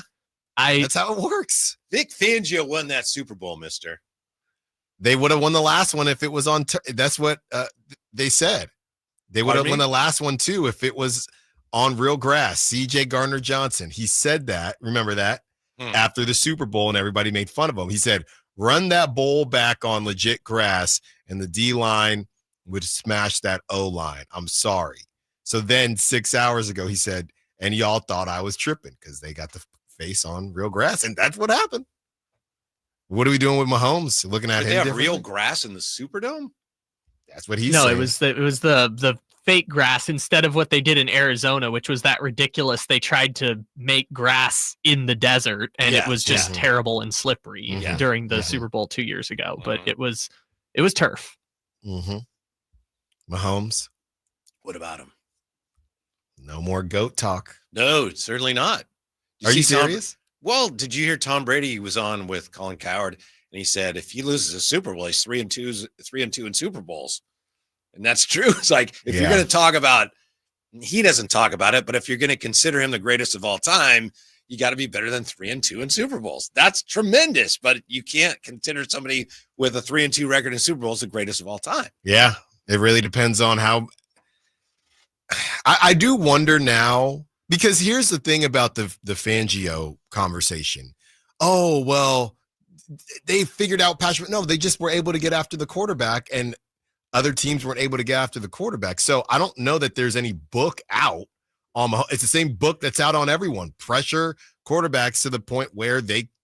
Now I think that I think we were talking during a break where Brady always found like a counterpunch, and maybe that goes to the conversation. But Brady wasn't undefeated in Super Bowls either. No, but he's better than 3-2. Yeah. Well, but Mahomes also is not even 30. But Brady also lost to Mark Sanchez at home in a playoff game, which my point is, instead of doing Super Bowl wins to Super Bowl appearances, it should be Super Bowl wins to total seasons, which Pat still has Brady in that one. But that's true. But that's another thing Brady pointed out. He said, people don't remember the game I lost to the Ravens or to, the Colts or the Broncos. That people don't remember. Mm-hmm. But he said, I go to New York at a Knicks game and I throw a pass to Spike Lee and he catches it on his head and goes, oh, remember this?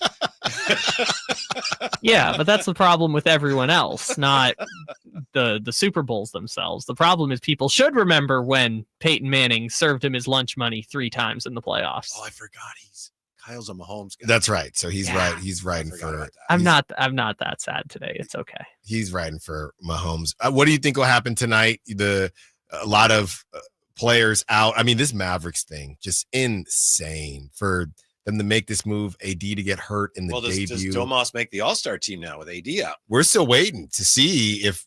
Yeah, I don't think that's gotten named yet. Nope, not officially anyway. What do you think? I think he should. I think he should. Okay. Some people were saying don't go. Protest. Ooh, interesting. Yeah. But there's no way that happens. I'd like to see him go, I guess. I don't even know what the All-Star game is. Are you going? Nope. I don't even know if I'll watch. Yes, you will. I don't know. I just know that there's 3 teams. Uh-huh. No, there's 4. Oh, there's 4 so, teams. Yeah. Wrong already. That's not on you. That's on this whole cockamamie setup. I'm not watching it. I'm with you. There's 4 teams, which I obviously knew. And do you know who the 4th team is? I do. It's.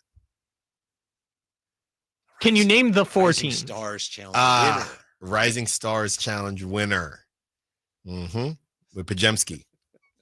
No. Okay. I don't think he's on any team. I think he's on one of them. I think he's definitely on a team. He shouldn't be. The Mavericks favored by 1 point right now. I don't know why, but I'm scared. Yeah, I mean, you just right now with the Kings, there's no game that you can feel really good about, right? Mm-hmm. You want to be a fan, you want to be positive, but if you're honest about it, I don't know. Hope so. Yeah. Well, Whitey, Kyle Draper, Jay Johnson, taking you up to game night. I'm going to try to keep Draper under control a little bit, but no promises. No, he's going to be walking on cloud 9. Thank you to all the callers, texters, sack chatters. Thank you to Kyle. And until tomorrow, secure the bag, let the beat.